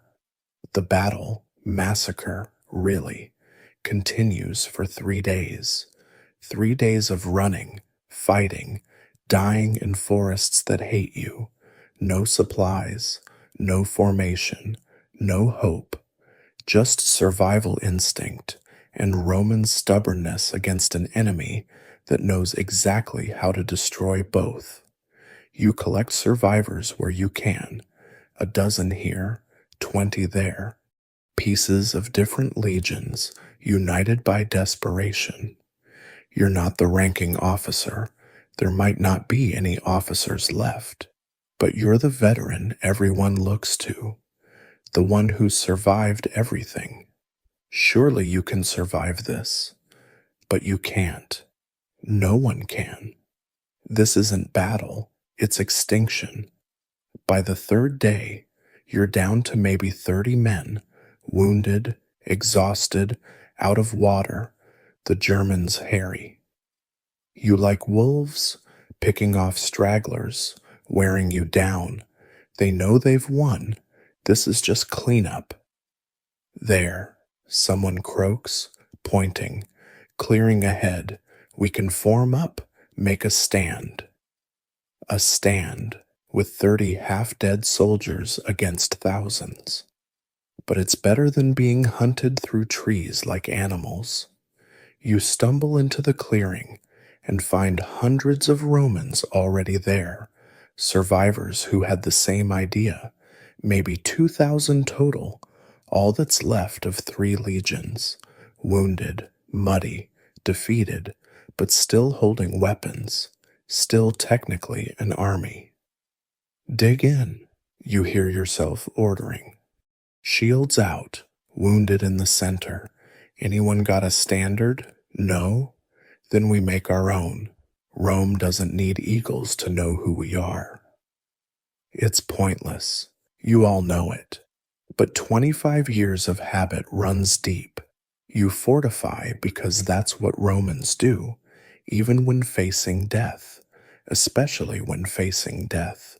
You dig ditches and pile earth and pretend civilization can hold back chaos. The Germans mass for the final assault as rain begins again. Because of course it's raining. Can't have a massacre without proper atmosphere. You stand in what passes for a battle line, gladius in hand, shield locked with strangers who've become brothers in disaster. Your bronze eagle charm digs into your chest under armor that's more rust than iron now. 1 year from discharge, 12 months from freedom, from that farm you'll never see, that wine you'll never drink, that peace you'll never know. For Rome, someone says, not a battle cry, just a statement of fact. This is what you are, what you've always been, Roman soldiers, even here, especially here, at the end of everything. The Germans charge, thousands against your hundreds. The math is simple and terrible.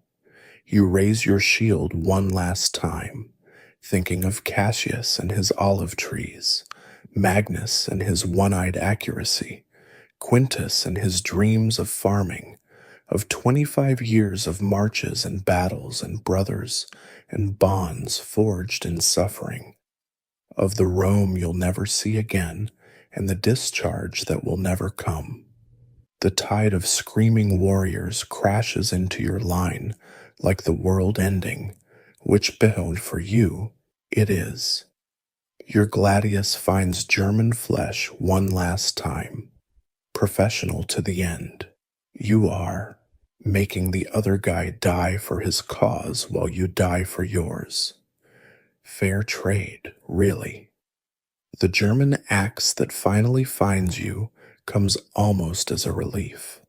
No more marching, no more garum, no more watching friends die for marble statues and Senate decrees. Just darkness rushing in like the forest claiming its due. Your last thought, as Germania swallows 3 legions whole, is absurdly practical. At least you won't have to eat campaign rations anymore. Rome will survive this. Build new legions, find new recruits, tell new lies about glory and honor, but not with you. Your war is over, 1 year short of the finish line, in mud that doesn't care about your service or sacrifice or dreams of olive trees. In the end, you lasted exactly as long as you needed to, just not quite long enough. The soft evening air settles around you like a comfortable blanket as our tale of Roman endurance comes to its close. Somewhere far from Syrian deserts and Germanic forests, you're safe in your bed, warm and protected from scorpions, centurions, and suspicious porridge. No ditches to dig tonight, no walls to defend, no bronze discharge tablet waiting just out of reach. Your body relaxes, releasing the phantom weight of armor you never wore, weapons you never carried. The endless marching fades into gentle stillness, where legionaries once counted days to freedom that never came. You can simply rest, breathe, let go, The Via Principalis leads nowhere now except to peaceful sleep. Take comfort in your soft pillows. No leather tent floors here. Your blankets hold only warmth, not the chill of Germanic rain or the dust of Syrian patrols. Tomorrow brings no forced marches, no vinewood discipline, no battles you're too tired to fight.